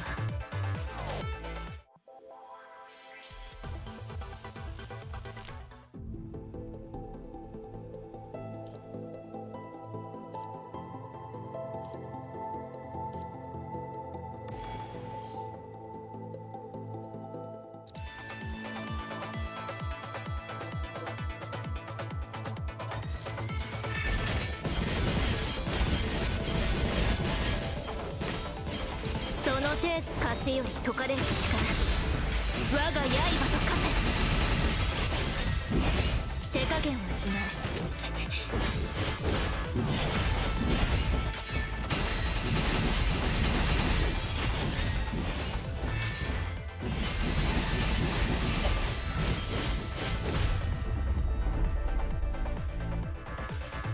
次に向かうわよ。この勝利が終幕ではないわ。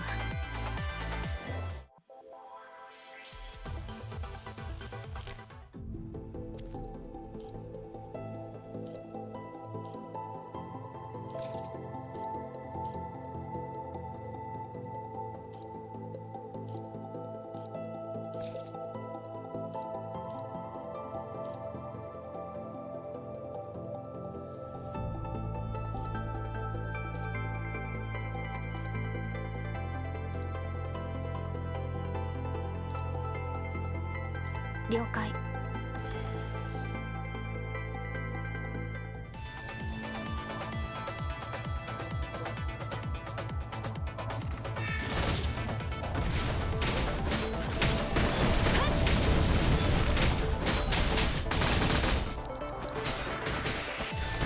こう。切り裂く。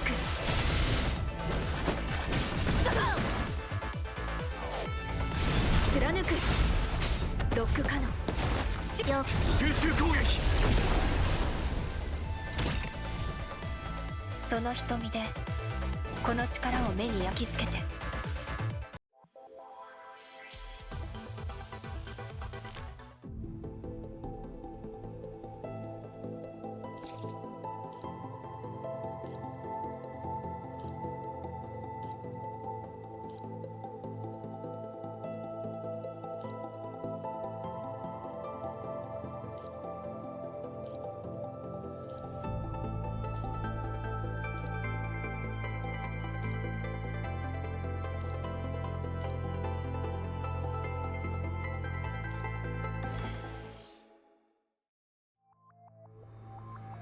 Hostile presence detected within proximity.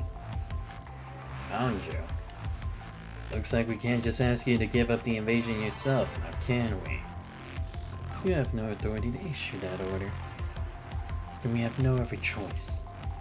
You continue to be hostile, and I also have no other choice but to counter with force. Bring it on. Whether it's for Babylonia or to find out the truth, we'll stop you. If you continue to stand in my way, necessary means will be carried out.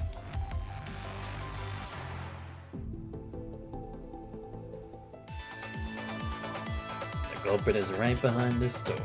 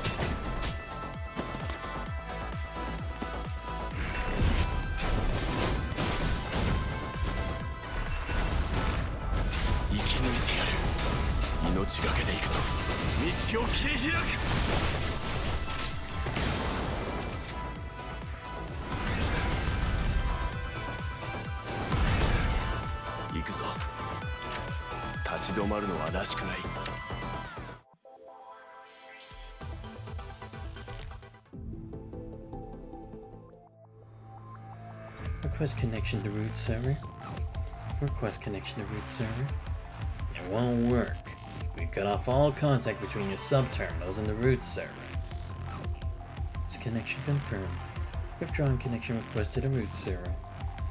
This integration process irreversible. Stop your infiltration on Babylonia immediately. You have no authority to issue that order. But I cannot continue executing order. Cannot maintain form stability. It's like Bianca before, while she disintegrates before your eyes. Is it over? Asimov, what's the situation like outside?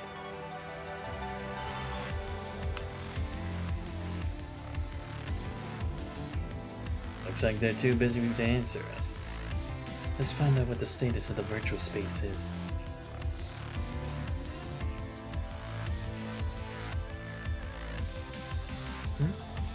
That's... No. This is on the ground after watching you disappear. Is that a data fragment? I didn't drop this when the other one. You're right. That one didn't drop anything. Can you analyze it? Let me see. It's a set of coordinates, but I can't decipher the last two data points.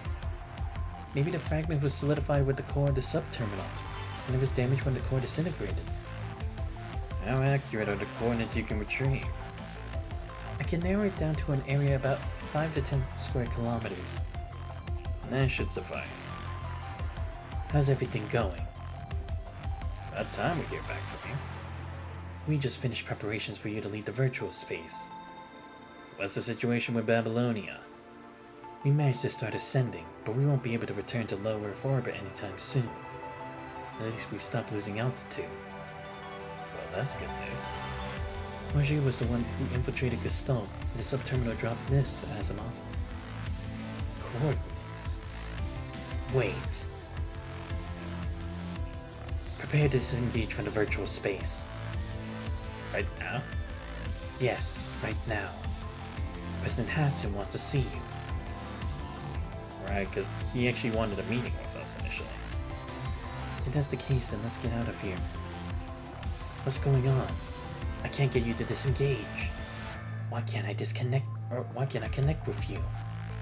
What? Looks like a part of the full band lockdown procedure is still in effect. I guess we're stuck here. Don't worry about the lockdown for now. Me, go to the terminal in the virtual space to synchronize your data with me. The stone is operating normally now, so if the usual method doesn't work, I still have another way. I'm ready on this end, Asimov. You ready to start the handshake protocol? Begin.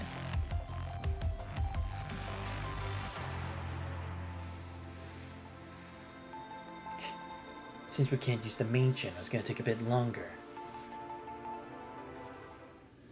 Warning. Unauthorized data flow detected. Emergency safeguard activated. Damn it. Now the Castell's fully operational, it's treating us like junk data. Asimov, think of something.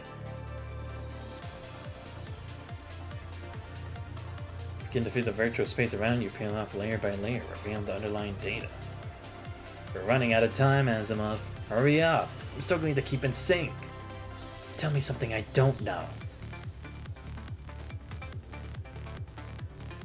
Looks like we have no other choice but to offend Castell a little. Notice that the crumbling areas around you begin to halt, and some places even revert to looking like Babylonia. What did you do? I pitted part of Castell's firewalls against itself, which should buy us some time.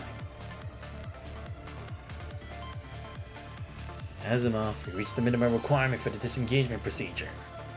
Then begin the disengagement sequence, but I should warn you, your mind might experience a slight deviation.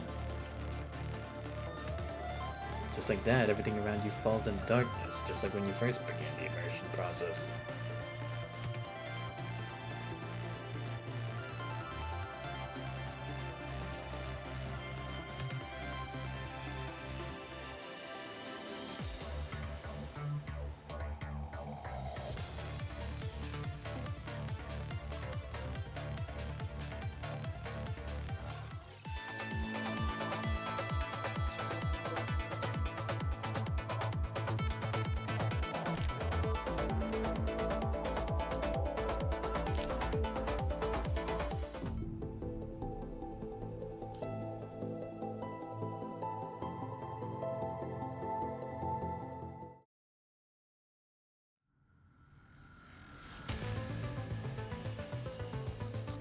Precedent. Considering the sudden nature of the occurrence, I'll keep this briefing short. Huaju's intrusion was connected to multiple access points. Even Asimov couldn't determine the actual location of Huaju in such a short time. The coordinates you acquired may be an important lead. You mean, it's time to take the offensive. Oh right, yeah, because that was the actual plan, right? For us to actually strike back. Is this data reliable? Good question. We were thinking about whether or not they've set another trap. After referencing the local data, we found that the coordinates left by Huaju are consistent with the possible base of several ascendants we checked earlier. Even if these coordinates aren't where Huaju is located, it may still be the Keybridge access point. That's right, Keybridge access point. Regardless, even if it's just an empty husk, it's still heavily associated with the Ascendants. This does pose some risk, but it's a risk we have to take. This opportunity, we've never been closer to the Ascendants than we are now. Even if we can't eliminate them, we can at least clear up the mystery surrounding them. As for the potential risks, we can minimize it with a swift and efficient operation. We'll strike them before they even have time to react and complete our mission. Prison. In the virtual space, we ran into Huaju, correct? Although that was just most likely one of Huaju's sub-terminals. You've all seen what the Ascendants are capable of. You saw them steal Huaju's key during the battle in Kowloon. After that, Luna successfully launched an attack at New Murmansk. Although we've already tried our best to save as many survivors as we could with the Forsaken and the Forest Guard, the ARU still suffered considerable damage. She decimated a large area around the research institute. How can that be? The Forest Guard that arrived on the scene provided us with a report on the situation. According to the damage in the statement from Styson, before he passed out in the ICU, the Ascendants stole the experimental high-energy antenna cluster from the ruins, just as we suspected. Experimental high-energy antenna cluster? We couldn't get any more information out of Styson. After all, even the doctor doesn't know if he'll ever wake up again. Judging from what happened here, the reason why Huaju can invade Gestalt probably has to do with the antenna cluster taken by the Ascendants. Oh, I see. Oh, right, yeah, because the ARU had their own system similar to that of Gestalt as well. I see. So they synced with that to find the root connection where it all kind of links up, and that's how they were able to infiltrate Babylonia. Makes sense, because even with Huaju, that wouldn't necessarily be enough. It would get to the means, but then they don't have the route to get through to it. I see. Wow, so that's why it was important. Is Huaju working for the Ascendants? At the very least, the order to infiltrate Gestalt comes from them. Oh, by the way, Gestalt has returned to normal. I slightly modified the computing power and adjusted the parts of the Spear of FOS can use. In conclusion, we know what the Ascendants were after this time. It also provided us with decisive intel. That is, the coordinates you obtained. The coordinates point near City 75. City 75? Isn't that...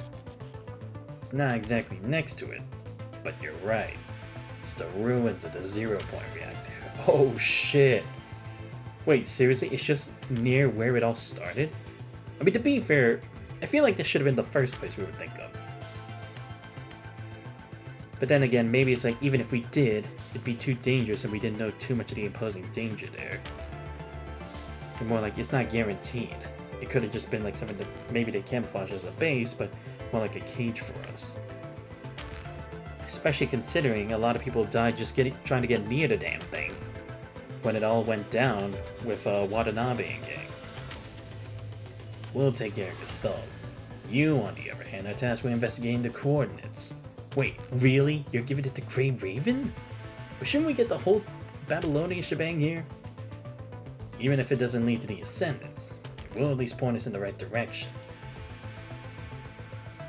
So this time, we'll be sending all the available forces to support you. Oh, okay, good. I was scared for a second. We've already assembled the support force and task force. They're awaiting your orders. Commander Nicola. It's about time. We can't just be amassing forces. We need to strike when it's time to strike. Yeah, of course he'd be on this shit. Because he's like, finally. We can't let this opportunity slip through our fingers. Advocating peace doesn't mean giving up the fight.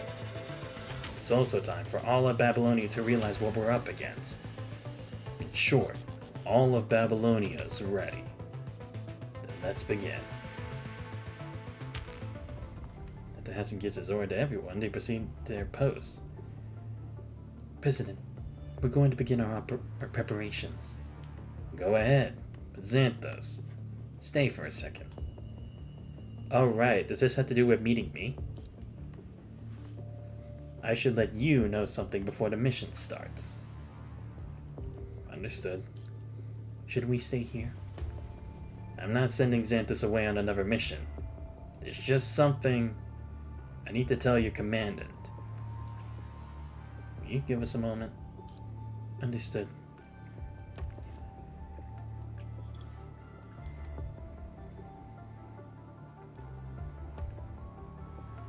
It's not until the 3 Grey Ravens have exited the bridge does Hassan turn to face you. Looks like my hunch was correct. Huh? Remember the thing I sent you to do alone? I gave you some temporary clearance for the sake of training and other considerations. It gave you access to something you shouldn't have found out. Wait, what? When? When the fuck did this happen? Oh, no. Yeah. Right. It was after the Actilec thing, right? Because he gave us a call. He told me he needed to tell me something very important. But then all of a sudden I ended up getting on that ship to Kowloon. Right. Okay. Yeah, what shouldn't I have found out? Wait, what did I learn from the whole Kowloon thing that was so important?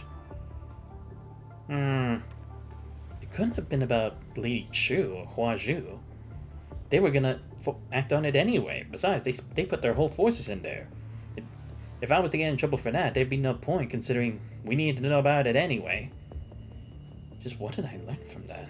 Or was it from the events that happened in between? As you know, there is too much information in Babylonia that cannot be brought to light. But on a battlefield, the lack of crucial information can cause irreparable consequences.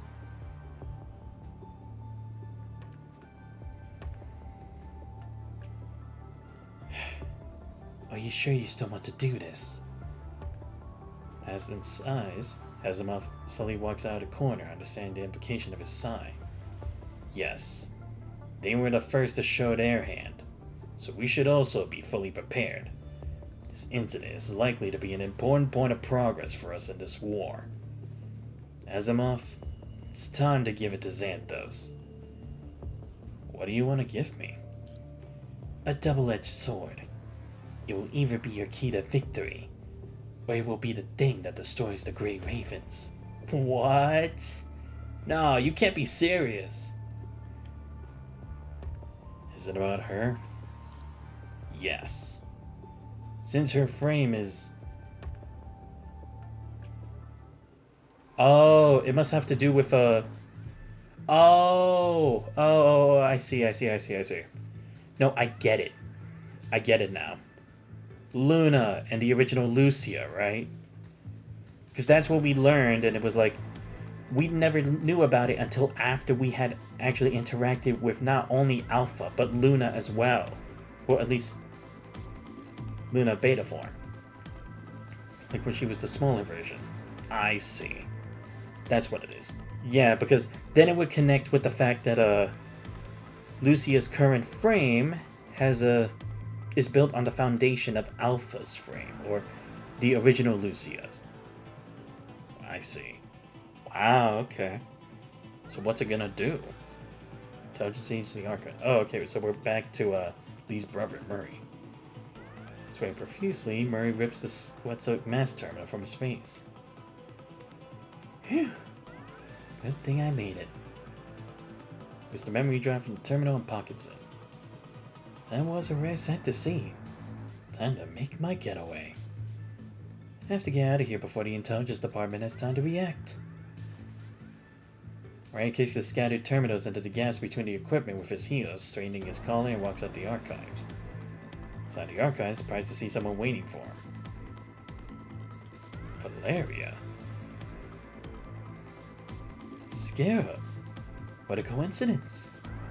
Do you have a mission here as well? Hand it over. Okay.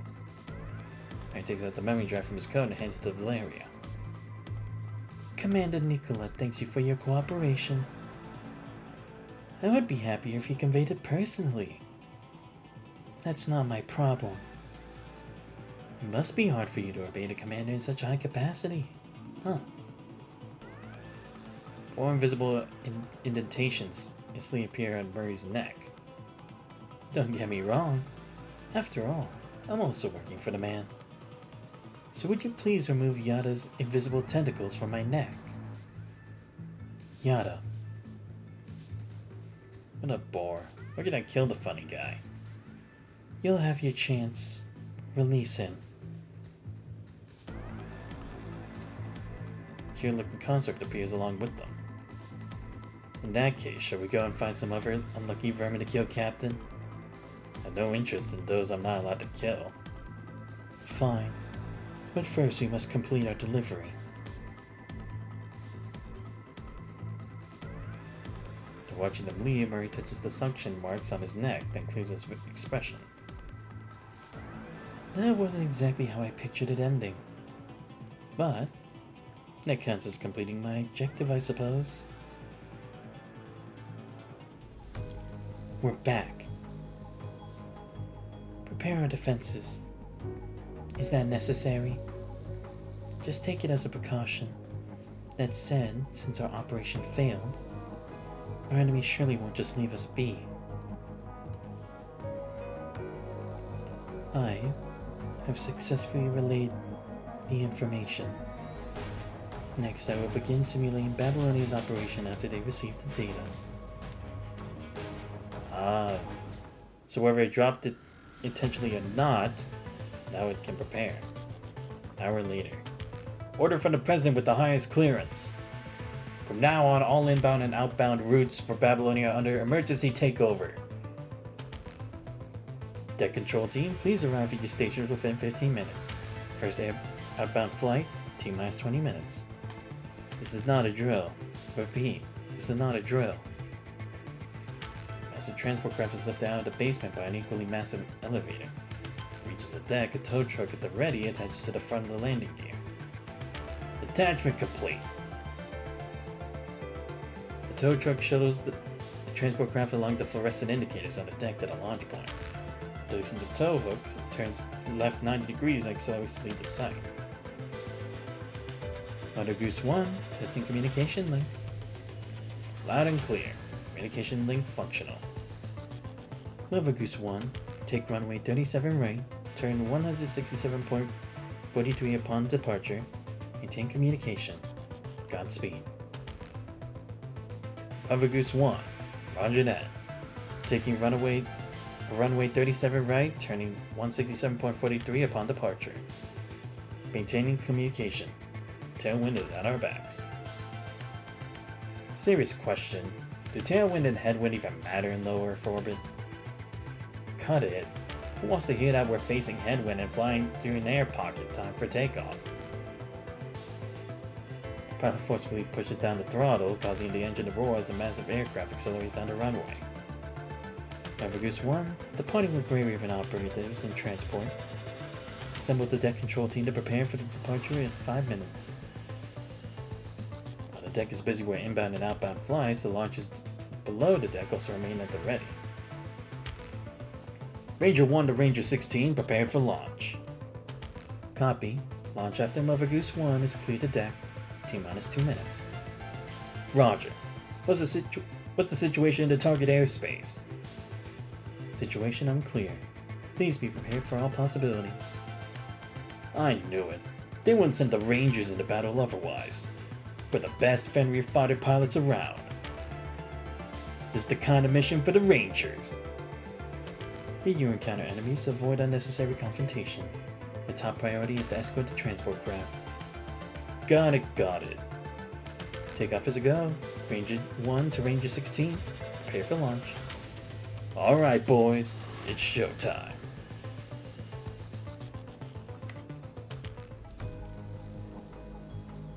What is it?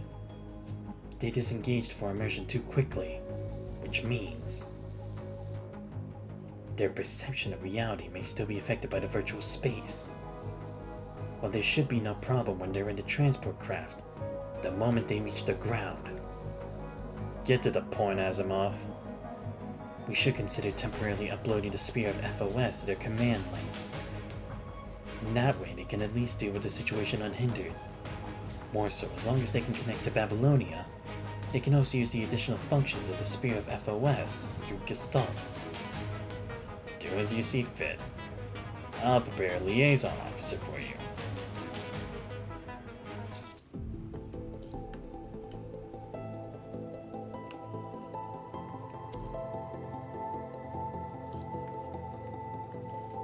Oh wait, was I actually supposed to be doing this? Wait, don't tell me I was actually supposed to do this. Yo, what's up, Drawn Revy? How you doing? Hope you had a good day. Alright. Let me do this. This. And this. And this. Oh, wait. Never mind. Then why is it saying I can do that? Oh, I see. This is what I can do with this. Okay. Check the collection.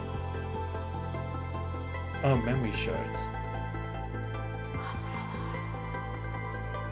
Wait, did I have these? I don't remember having this. Let me actually check. Oh wait, did I actually complete this chapter? No way.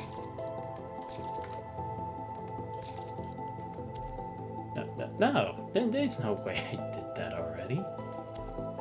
Alright, let's check this thing, the collection. I'm curious. Ashes. Battle recording 0324, classified. They seriously corrupted.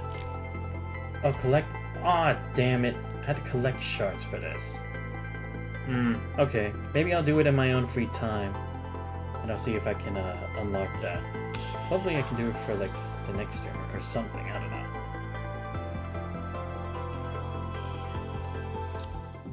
Wait, is this the next part? Bank Ascension Deserted Ruins. Oh wait, is this like in parts? Oh, okay, I guess it is. I thought I was done. Damn. Well, that's interesting.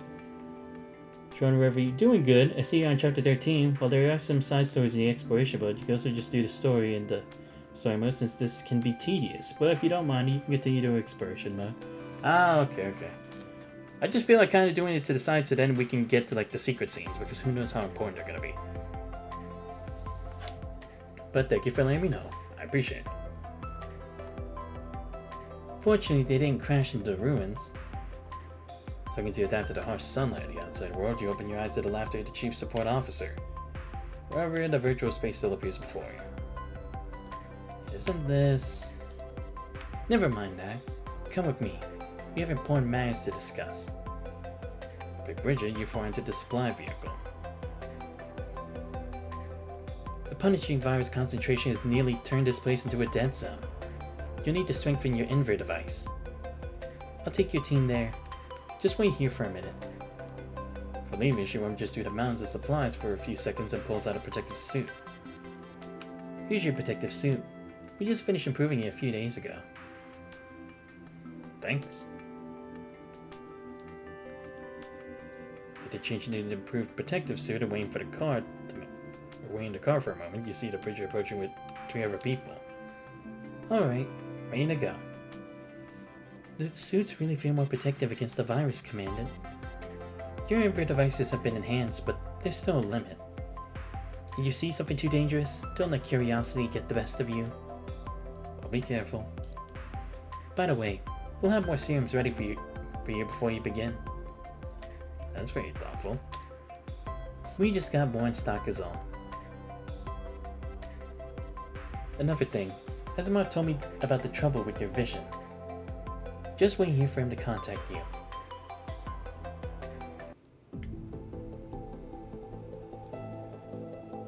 I only have 13 AP. Does AP go up by the day, or is it gonna take a while for me to get it back?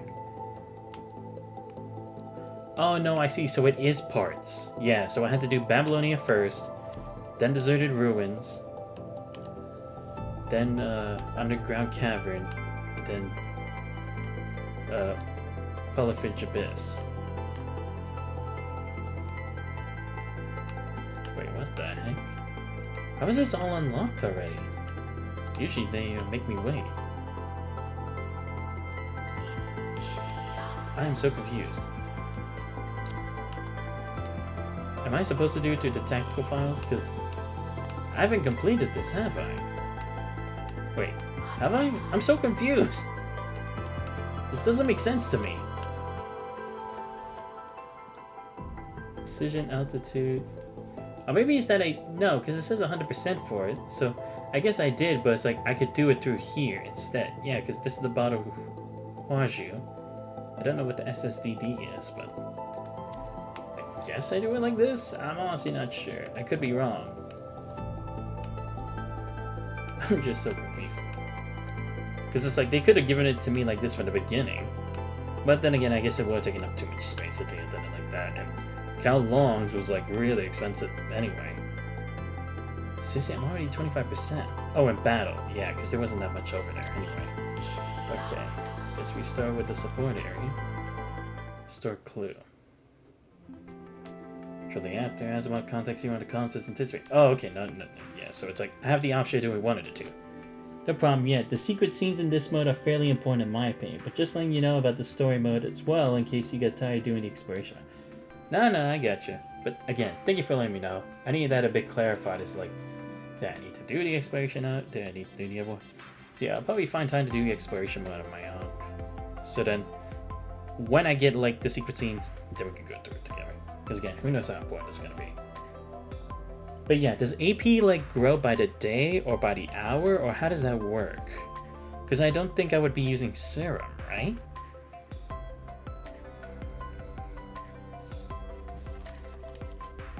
Do you copy? I assume you disembarked by now. Just finish enhancing the info devices. There should still be visual interference from the virtual space, right? Don't worry about it for now. You disengaged the virtual space too abruptly, preventing the Spear of FOS from shutting down in time. Even the real-time virtual spatial data generation in your cognitions. Oh yeah, because we had to leave as soon as possible. No, that's fair. It's the same like when you immediately turn off your computer while it's doing something, to corrupt the file of whatever it was processing. Generally speaking, it shouldn't be too much of a hindrance. You would have made a full recovery after a few days of rest in the infirmary. But time is of the essence, and I think we can use it to our advantage. I'm gonna try to upload the Spear of FOS to your command link, to synchronize it with your senses. This should allow you to restore, record, and play back the spatial data you find. In other words, you can connect to Gestalt's massive computing power, the security device allowing you to perceive and analyze scenarios, connect with entire systems, even restore and simulate past events. We can restore anything we want. As long as there's fragmented data nearby, you can use Gestalt to restore it, including data that has nothing to do with leads. You can use key data from people and objects to display the information in the area. They can come in any shape. They can even just be names. However, you must acquire the data first. By the way, since most people have been dispatched to the surface, Babylonia is now short-handed. A new liaison officer will take over for now. Also, wait, I'll connect you to him. Seems though we'll maintain this perspective until the end of the mission. That's not too bad. It'll filter out any useless information. Murray. Nothing strange about this, Lee. We can catch up once this crisis is averted. Alright. Yeah, it's by the day. I think you get 3 AP or 6 AP per day. I don't remember. You go back to the menu, click it. What? It takes days? Wow, okay. Shit, that's serious. Okay. Got to think more about how I do this. Let me take a screenshot of this so that I don't forget. Now, let Bridget give you this security terminal that Asimov mentioned. I'm sure Asimov has explained what these are for. The wait hasn't been adjusted yet. Please bear with it for now. But as long as the secure terminal is active, you'll be able to investigate the area more easily. That's all we have to prepare for now. Any questions? Nope. I wish you all the best. Alright, let's move out. Wait, Santos. I better double check your protective suit. Oh, looks like everything's in working order. If you want to go into more dangerous areas later, you'll need to enhance it with a few mods. But don't put them on for too long. It'll take the breath right out of you, especially during vigorous activities. But I'm sure you're already familiar with the basics. Unlike those rookie commanders that forget basic safety rules in the heat of the moment. Well then, I wish you all the best. Zone A, Forgotten Sweet Snack. As a medic, Liv is very familiar with the ground surface and has better understanding of the behaviors and habits of our people. Perception allows you to find clues left by others. Oh, okay, so this time it will be Liv. Okay. That's cool. I like it.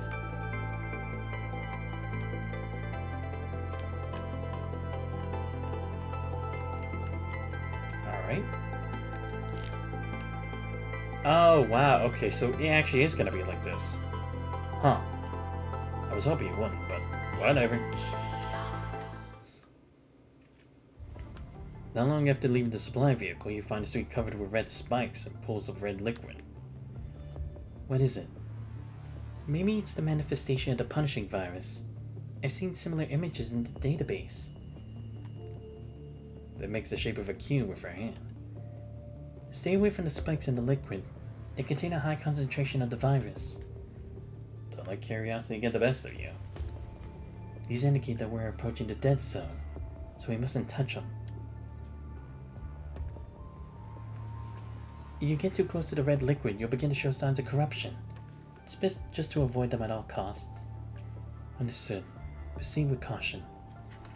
Oh, okay, so like maybe when I fight, I have to make sure I don't touch it. Reminds me of like how in East 10, when I touch areas that are poisoned, I'll still get poisoned there as long as I'm standing on it. Alright, yeah, let's go back with this party. Oh, yeah, okay, yeah. I'm gonna have to make sure I don't get hit by that. Okay, so I can go behind me. But I can't go up there. Nope. There we go. Come on. There we go.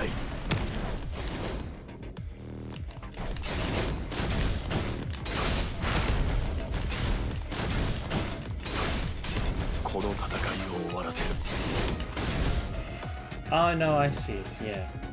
It made that symbol on top. Nope.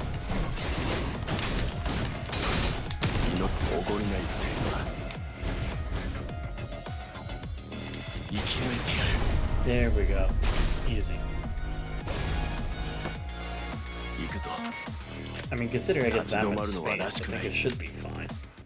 Well, I guess it kind of depends on also what kind of team I have. Safe route, or jet tie. Now entering an abandoned residential area. Projections of the corrupted could exist around the area. Let's look into these projections first. It'd be great to be able to collect more data, but a record this huge and complicated is gonna take us quite some time to look into. I ran a search with the information of the Ascendants in Huaju, but I wasn't able to find anything. We can really use information that's more detailed. All these projections and the corrupted here now. Could this be a sign of something? It could be, but of what?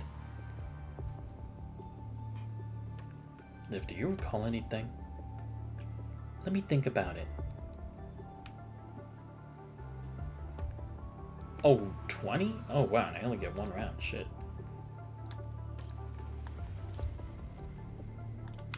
Yeah, let's do this. Oh boy, am I looking at that. Okay.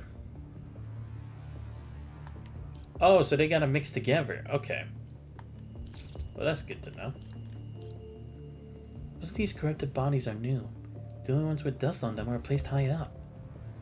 I think these corrupted only got here recently. So, something drew them here. Maybe the Ascendants summoned them. Correct. And the remains on the ground have been recycled. Why did they only recycle the ones on the ground, though?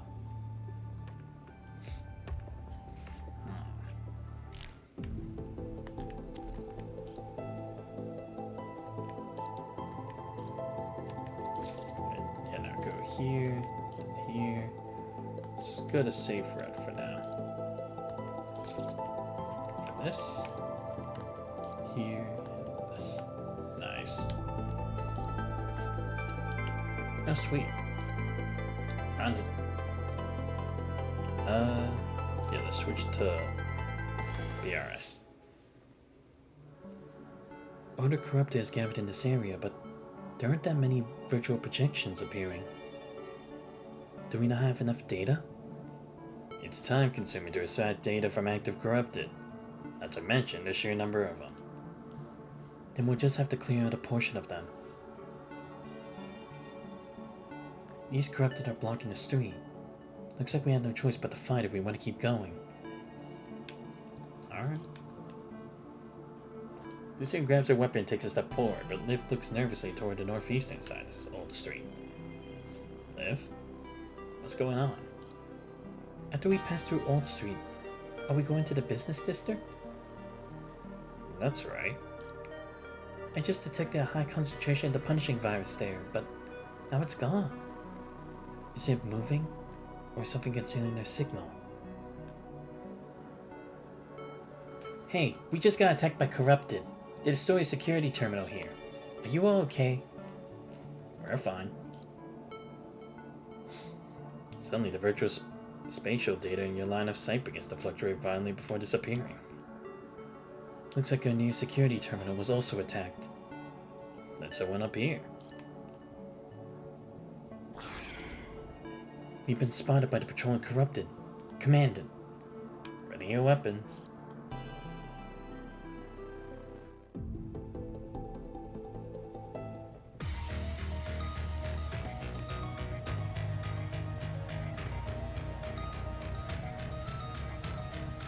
Too many corrupted here. We can't avoid a fight if we want to set up the security terminal. Figures.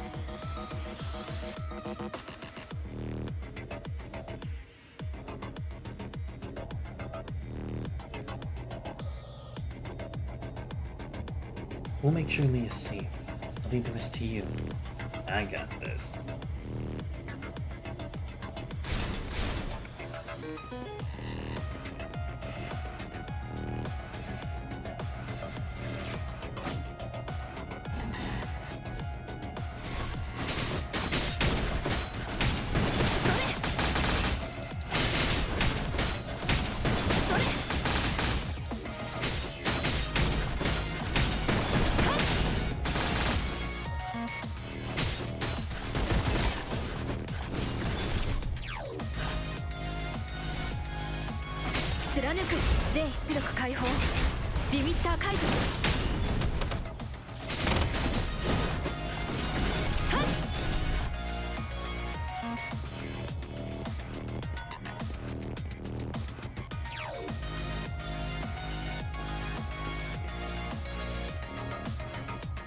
I suggest installing a backup security terminal.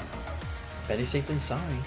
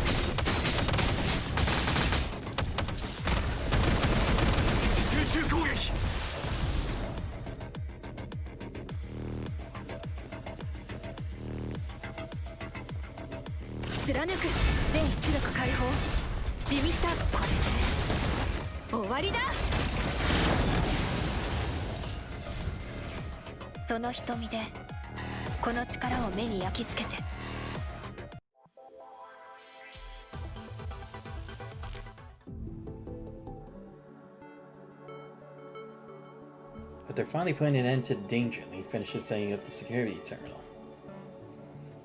Security terminal activated. Establishing connection. As terminal signal reaches full strength, the virtual projections begin to become more apparent. Phew. There's a lot more corrupted than I anticipated. Why are so many of them gathering here? Let's continue to investigate the ruins here. There may be some clues. Before Lee can finish, the expression on her face drops. I've detected a large concentration of the punishing virus 10 kilometers away. It's approaching quickly. With a size that big, we're going to be devoured. Is it coming from the high viral intensity region you detected earlier? Based on its path, it appears so. For speech, she quickly assembles the parts of the reinforcement mods. Hurry to reinforce your protective gear, Commandant. Our enhanced inver device can still hold out a little longer. Okay. How long can we survive at this level of concentration with our current protective equipment? The probability of a successful retreat is 41.32%, but a high concentration of moving punishing virus is sure to be accompanied by something more dangerous. This small cylinder only contains 20 minutes worth of air. We need to hurry up and think of something.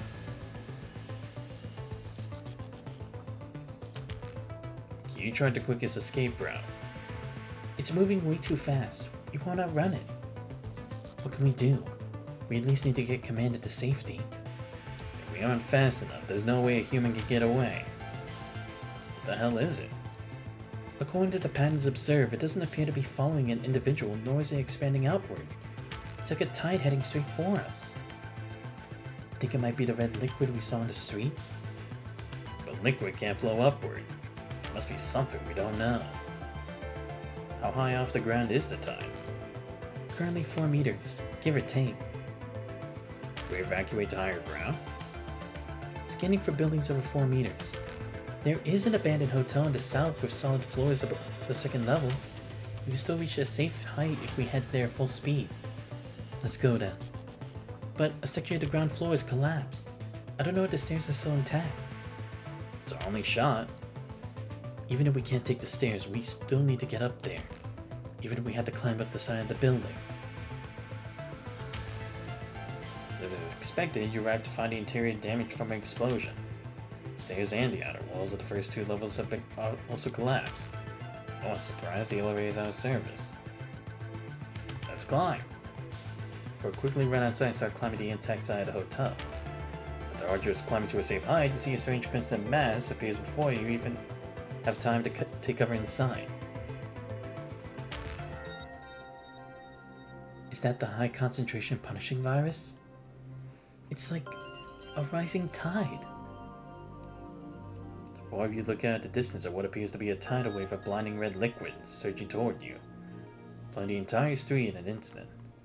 The vicious red tide crashes outside the hotel as if it wants to climb the stone wall you're scaling. Giant waves swell upwards, splashing on your backs. Watch out! One of you continues to climb up the building in a hurry. Even though you are awfully protected, direct contact with the red liquid still inflicts symptoms of corruption. This odor. Quick, into the hotel! Climb up the wall using the exterior decorations and hoist yourselves into the hotel through a nearby corridor window. Go down, you see scarlet liquid pouring in from the damaged section of the building, filling up to the second floor. You have to stand firmly on your feet, and an alarm on your cylinder buzzes to indicate that half of the oxygen is already gone. As you climb, and significantly increase oxygen consumption. The viral concentration here is returned to a level suitable for our regular equipment. Seems like the lethal concentration I detected originates from this red liquid. I'll take off the enhancement mods. Leave them off for now. We're still unsure the concentration will increase again. Let's deal with the signs of corruption first, then head to higher ground as soon as possible. Then you can remove the mods. Okay. Lee and I will inspect our infra devices. Liv, check on the commandant. I can do it myself. The protective suit is too heavy with the mods equipped. Also, the access port is on your left side. Just let me do it. Can do it with one hand. But Liv ignores you and takes out a vial of serum. Pitches the access port to prevent the virus from entering the protective suit, then inserts the vial through the port and injects the serum. No matter how many times I've seen people wearing the enhanced protective suits, I still can't help but feel that it's too heavy for humans. Some commandants with a weaker physique can barely run with it on, requiring their team members to carry them on the road. Looks like that's not an issue for Commandant, though. I'd even say you climbed up to the 3rd floor as fast as us. We still need to evacuate the higher ground so we can line Commandant's load. Okay. Hold on. Now is the opportunity to say the liquid. Give me a hand, Liv. He picks up a long broken pipe and stirs it intermittently from a safe distance. The liquid is thick, almost like mud. Seems to be what we just saw. You need a name for it. How about the red tide? Simple enough. Good idea. It also seems to contain a large quantity of debris and remains. Looks like it swept up quite a few corrupted on its way here. Is it recycling their bodies? With that smell, I'm afraid these remains aren't just corrupted, but also humans. As she stops herself, it seems like the rest of you have already arrived at the same barren conclusion. There shakes her head, trembling slightly. Looks out the red tide and attempts to analyze it. What? My survey equipment appears to be malfunctioning. You can't get a reading? It's not that. My readings are exactly what everyone has said. The red tide contains a high concentration of punishing virus and a large number of corrupted remains. But the punishing virus appears abnormal. They're proliferating like biological viruses and exhibiting parasitic behavior. Proliferating parasitic behavior? Maybe my survey equipment is just malfunctioning. And if it isn't, hearing this, you all fall silent. If the punishing virus really is developing biological traits, who knows what will unfold next? Oh yeah, because then it would be able to change and evolve in its own way. It can't. It has to be an error. Let's report the situation to Asimov. If he hesitates, then prepares the results and sends them to him. He gets a red iron pipe in his hand, then the four of you proceed up the intact staircase as you look down the red tide that flows the streets below. Why hasn't Babylonia detected such a strange phenomenon? There aren't too many ways to avoid detection. Either it's hidden too well before, or it's rapidly expanded in a short amount of time. Either way, it's outrageous. We need more leads. Another thing. This area has gone undetected by Babylonia for so long. Why would Huaju let us find it so easily? True.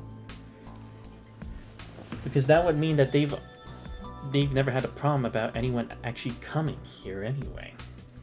So why practically roll out the red carpet for us? You mean to say Huaju leaked this location to us purposefully? It's possible. What's Huaju trying to achieve? Maybe Huaju wanted us to discover the red tide. I mean, it is possible. Because, I mean, in the end, Huaju is also supposed to help humanity in some way. Just because it's being controlled by them doesn't mean it agrees with it. It could be like it's being controlled by a master key or something. Four of you once again shift your gaze to the red tide outside the window. Sunlight shines on the mysterious scarlet sea, casting a silver glow on surging waves.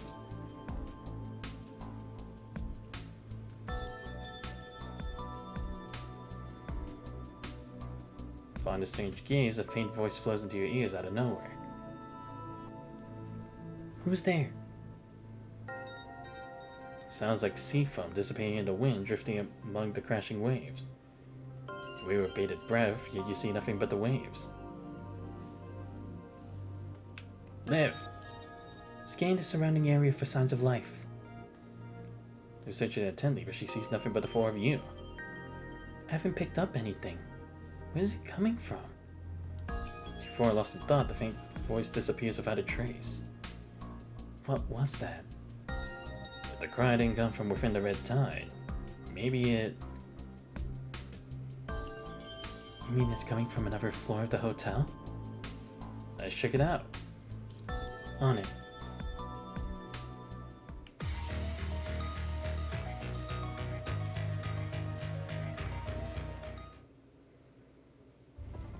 Coming up the long and narrow steps, you camp out a relatively safe area, finally allowing you to unload the heavy mods and empty air cylinder. Search all the accessible floors but find no one. All the rooms lying in ruins remain unsearched. We need to think of a way in. But there aren't any signs of activities in these rooms. No signs of activities? Correct. Maybe the person that cried for help is already... I can't reach Bridget, and we can't get away from the red tide. Well, let's still check them out anyway. Package in front of you looks like there were once a pile of furniture intentionally placed there to block the entrance. Floor being blown to pieces. Let's clean up the debris first. Through the doors, you find what appears to be a similar storage rooms, one after another. The last room, old daily necessities are littered throughout, accompanied by stacks of storage boxes. Some work uniforms discarded in the corner have grown moldy over time. Old polymer screen that seems to separate the changing area for the employees stands resolutely in place on the other side of the room. He steps over the scattered objects and pulls the screen away.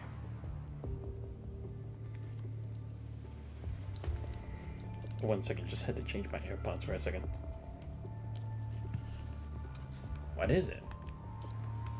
Seeing his expression, the rest of you rush over to him. Behind the screen, you see a construct of a human in commanded uniform. What's a construct squad from Babylonia doing here? They weren't the ones calling for help, were they? Looks like the commander must have been dead for over a week. I heard from another squad leader that a squad came here on a mission but never returned. Is this them? Do you think there are any others? Can we recover the virtual projection? Yes, but we're already out of range for the security terminal. We should set up another one here to boost the signal. Alright, we should be safe here. Leave it to you, Lee. Alright, any response from Asimov? Not yet. There's a lot of signal fluctuation here. We'll have to wait.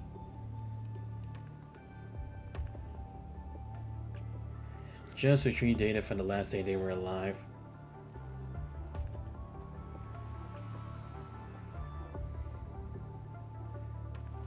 The influence of the Spear of FOS, you see two constructs and a human commander appearing in the room. They lean warily against the wall and place the holoscreens from their terminals in front of them. There were 3 of them? Oh, shit. Where's the other one? Looks like the other one wasn't here by the end. Maybe they went to get help? Lay our coordinates to Coco. Have her meet us here. She'll be able to find us anyway. Why don't we just let her figure it out? Quit being stupid. His voice sounds familiar. Where have I heard it before? The commander ignores their bickering and continues organizing the data, seemingly long familiar with this squabble. Let's organize the data we collected. Prepare to head out once Coco returns. The concerned male construct furrows his brows and nods and begins opening the mess of data on his holoscreen. The blood-like liquid Rowler and I discovered nearby, showing signs of the punishing virus evolving biologically. Ah, so it is. Damn, it's worse than we thought. The last recon team investigating it is still missing. Maybe they've been absorbed into it. The punishing virus? Evolving? And another squad is missing. Absorbed into it? Information for this one sentence is enough to fill the 4 of you in the same dismay as the 3 people in the projection. We sampled that liquid just a few days ago, but now it's 3 times the size. It can cover an entire block now when it gushes out of the ground. Gushes? Does it still seem like the tide? I think calling it a fountain is a bit more accurate. That may have been true a few days ago, but now it's turning to a tide.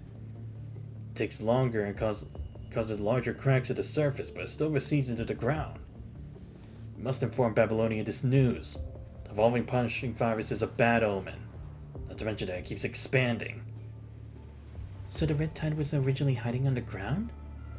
No wonder it's gone undetected by Babylonia. Oh. Oh, I see. So it's like the same with like a...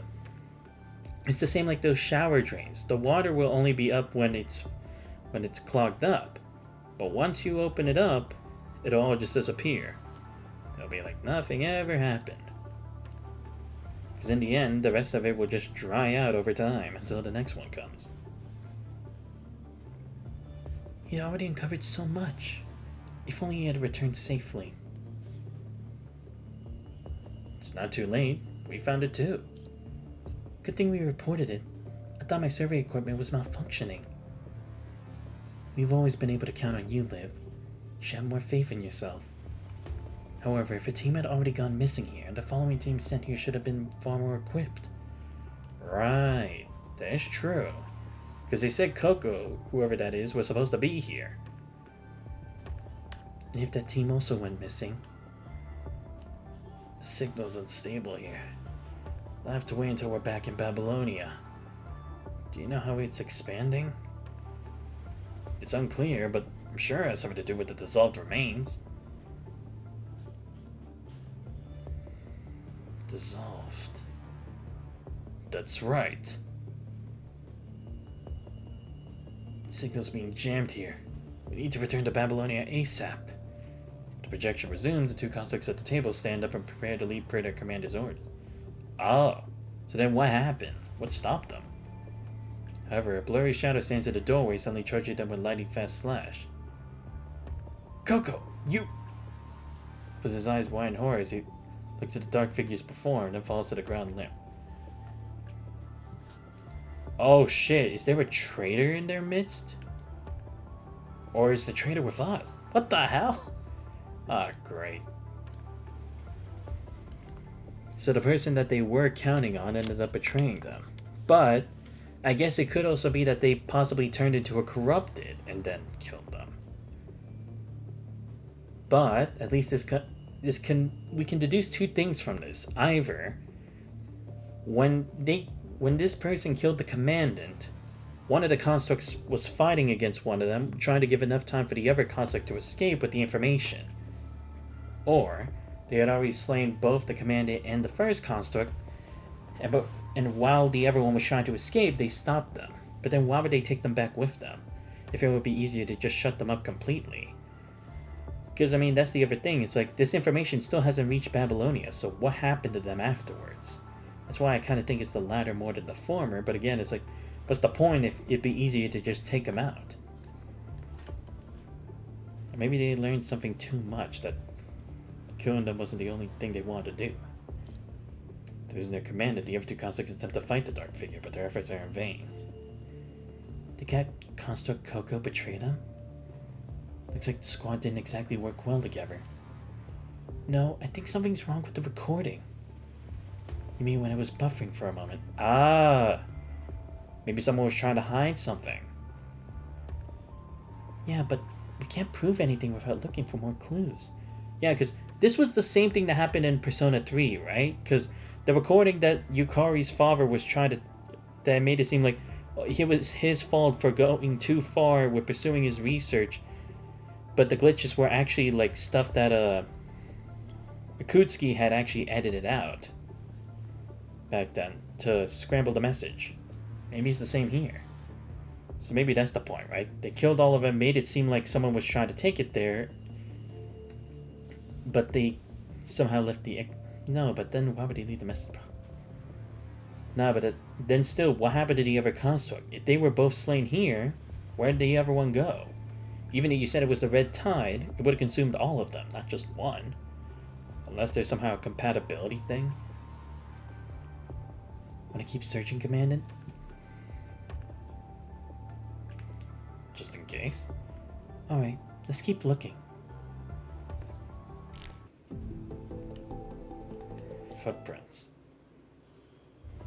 Before we start looking for clues, let's turn this report in. Let us compile a brief document on the previous team's fatalities. Signal is still unstable. We'll reconnect and try again. Some of the spots seem to be less dusty. Could these be footprints they left behind? That's likely.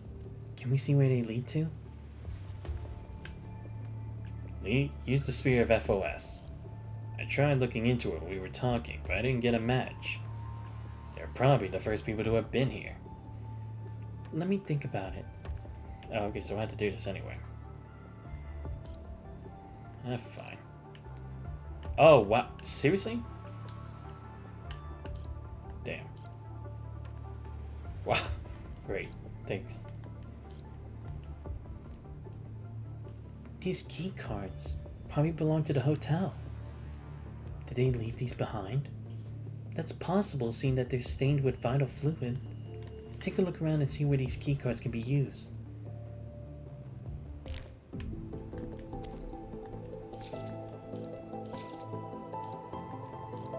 I used the first one.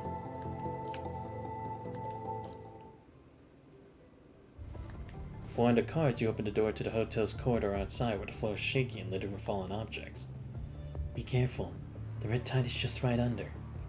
Most of the doors are blocked by objects that have fallen. Take us forever to remove them. And the floor probably wouldn't hold if we all go together to clean them up. Which room is it? Ev, what's your thought? Let me think about it.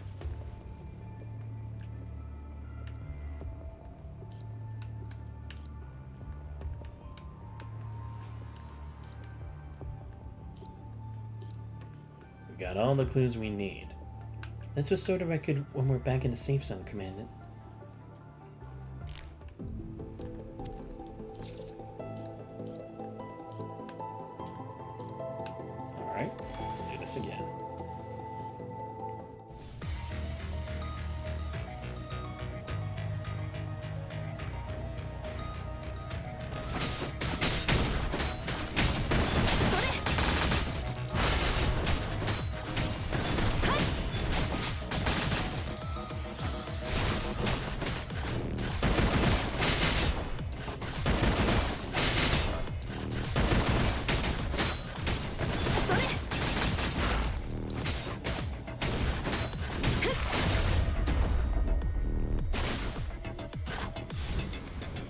その瞳でこの力を目に焼き付けて。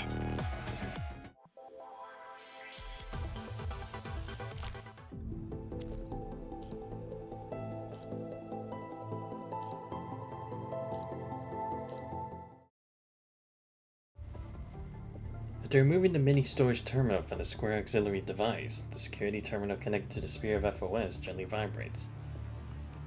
New recording found. Update. Broadcast the updated segment. Looks like Liv was right. That's where the error was. That's right. After finishing his line this time, the door swings open. A small girl runs in from outside. Mechanical block floats around her, assembling an auxiliary device unique to her. Coco's back. Let's get ready to go. Listen, I made a big discovery. What is it? I discovered that the red tide retains the consciousness of the dead and can speak. What? I found the missing commander in the red flood. Four of you as well as their projections all look surprised. She kept calling my name and asking if I'd seen her sister. That doesn't make any sense. What do you think it is? The River Styx of Hades? I didn't think you were gone all this time because you were out daydreaming. Teasing caused Coco to tremble slightly with anger. Saw smiling and bites her lip, and I realized their weird behavior and size, motioning Coco to continue. Not only did I find out about the missing commandant, I uncovered two other commonalities after I went asking around the other scavengers. First off, the voices they heard also come from those who died in the red tide, which is different from the River Styx. It's not like you can hear everyone who has ever died. Is it like, oh, maybe because it's biological, because like the fact that it can mimic, right? Maybe that's what it's able to do. Similar to like how a parrot can say whatever someone else says at the last moment, it can do the same thing. And then it would have to override it because its biological means is so minuscule compared to like a human that can only retain a certain piece of information. I'm not sure if the red liquid has to be the direct cause of death, or if it applies to all those that get swallowed up after death. I didn't see how the commandant died. I just found some of the things she left behind near the tide. Even though I could hear her, I could only distinguish a few vague sentences. It's impossible to judge whether the red liquid retains her consciousness or is just imitating her. The second thing is, scavengers said they could hear her voice too. In other words, this is a phenomenon that anyone can observe. It's not like other paranormal folklore. But her voice only appeared when I got close to the tide. Kind of like how no one would greet a stranger in a distant crowd. What do you mean? I wouldn't dare good looking. Well then, let her kill you so we can see for ourselves. Alright, let's prepare to leave. Four of them at the table begin to pack their bags and prepare to go. Rowler's voice does sound familiar. You're right. Oh, I remember. In the hall back there. Oh! He got swallowed up by the tide. I see. That's what happened. So he got swallowed up. But how? Again, he's all the way up here. Or maybe because of the fight, he fell through a hole and then got swallowed up by the tide as a result of it. So maybe their positions were different from when he left. You're right. That's definitely his voice. How can this be? Did he end up dying in the red tide? Based on the clues we just obtained, I'd be willing to bet. But the red tide as big as it is now, there's sure to be a lot more remains in it.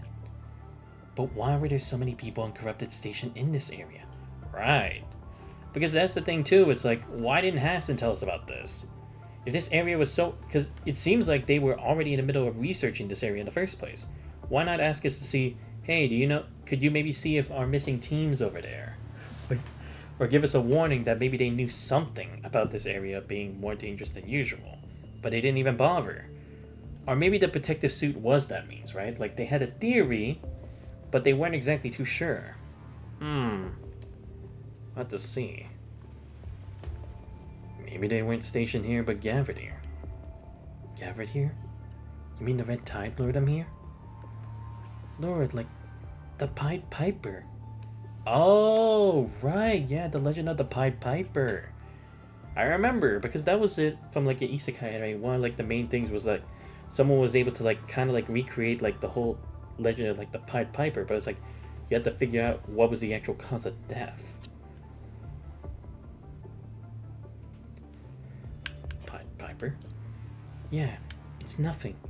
Just an old children's story. What's it about? Just like I was about to explain before you hear the sound of the door collapsing. The projection emerges. Oh, lamp.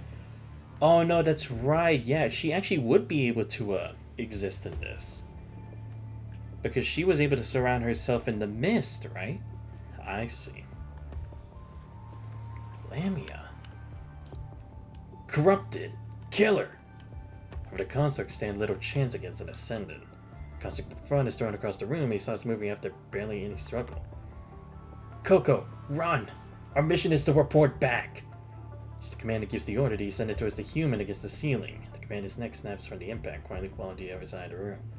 Ah, I see. The remaining two constructs cry out. Hesitation, they follow the commander's last order and charge out the room in opposite directions. Why do you have to run away in different directions? Can you make my pursuit easier? She looks at each of them, then turns to pursue Rowler. The projection follows as Coco runs downstairs with her floating auxiliary device before hearing Rowler screaming nearby. Damn it, we don't stand a chance against this enemy. I must... Grabs her auxiliary device and stuffs it into a secret compartment in the corridor. She moves the key card to destroy the furniture in the corridor with her weapon and attempted to delay the ascendant. Oh, she was trying to hide. Yeah, because she probably figured she couldn't escape. Right after she stuffs the auxiliary device in the secret compartment, the projection disappears. To see what happens next, you can only hear the recorded dialogue for the two of them. Missing something? How do you come out of... Wait, how can a corrupted like you talk? Do I really have to explain everything? Who the hell are you? That does not concern you. That you were investigating under the Ascendant's watchful eyes. You can't walk out of here alive. What's an Ascendant? What do you mean by their watchful eyes? Did you create the tide? Quit asking so many questions. I can't answer them all at once. But one thing is certain. This is Providence, so the world can't find out yet. Then you hear the sound of an explosion. I accidentally said too much, but it doesn't matter. She's already dead. How troublesome. Now I have to chase the other guy who ran away. But I'm sure he hasn't gotten that far with that injury. Did she say under their watchful eyes?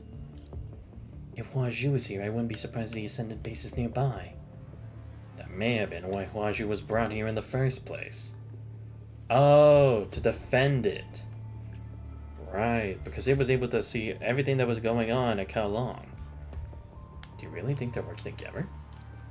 What are you saying, Commandant? Right, yeah, because I was insinuating maybe Huaju was trying to alert us about it. You mean Huaju intentionally leaked the Ascendant's location?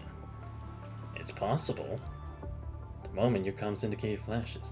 Yeah, because that's the thing, it's like, we haven't seen that it's like, whether it's actually cooperating of its own free will or whether it's just being controlled. That's different. Because it was the same with what happened with the ARU. They were trying to corrupt the Amberia. Hey, looks like we finally reached you. Something wrong?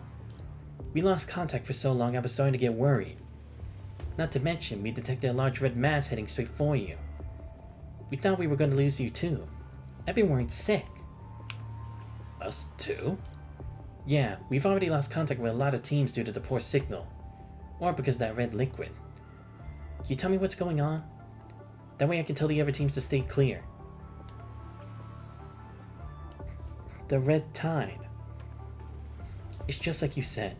Huaju most likely let Gestalt discover these coordinates. Since the Ascendants want to use the red tide, their base must be nearby. We need to give this target higher priority. Oh, my bad. What's wrong? Worried that changing your objective will cause issues? No, I also think tracking them should be our priority. Agreed. I'll report the new target to the higher-ups. Hopefully they'll dispatch more people. But as you know, with the signal as bad as it is here, probably gonna be sunset when we hear back. Continue with your mission. Based on what the others have said, Huashu is most likely at the Ascendant's base. Indeed. Do you need help leaving where you are before you continue your investigation? That would be great. Alright, I'll dispatch a ship to get you. Wait by the hotel window, like Cinderella's carriage waiting for her at midnight. What's the situation with Babylonia? We haven't received any good news, but at least we haven't heard anything worse. Seems like it's still roughly at the same altitude as when you first left. It's rising slowly, but it can't accelerate for a while, which means it's still in danger of being targeted from the surface.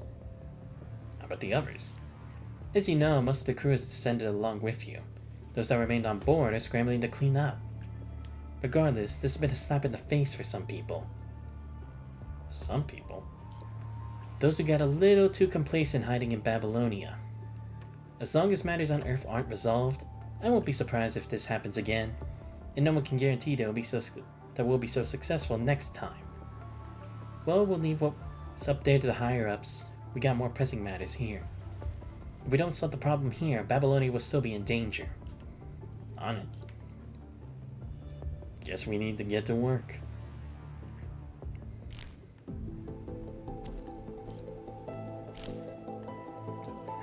Okay, and I think with that, we're gonna end the stream here. Damn, this is getting interesting. Now we're getting a bit more the mystery of actually seeing what they've been up to this whole time. 構造体の目の焦点距離は自 Really 由に cool. 調整できる。だから視力低下の But 心配は again, ない。 like I said, now we're starting to have to think, is Huaju really working with them? Is it working with us? Or is it trying to do something else by using both of us? Considering he's supposed to be an all-knowing AI, just like Gestalt in the 01 Coordinator, or whatever it was called. But yeah, I'm definitely invested in this now. This whole storyline is getting really interesting now. Like, not only with the immediate impact Huaju has on this, but now seeing that there's definitely more going on behind the scenes than we realize. Something about what could potentially happen to Lucia, with the whole double-edged sword weapon that we have.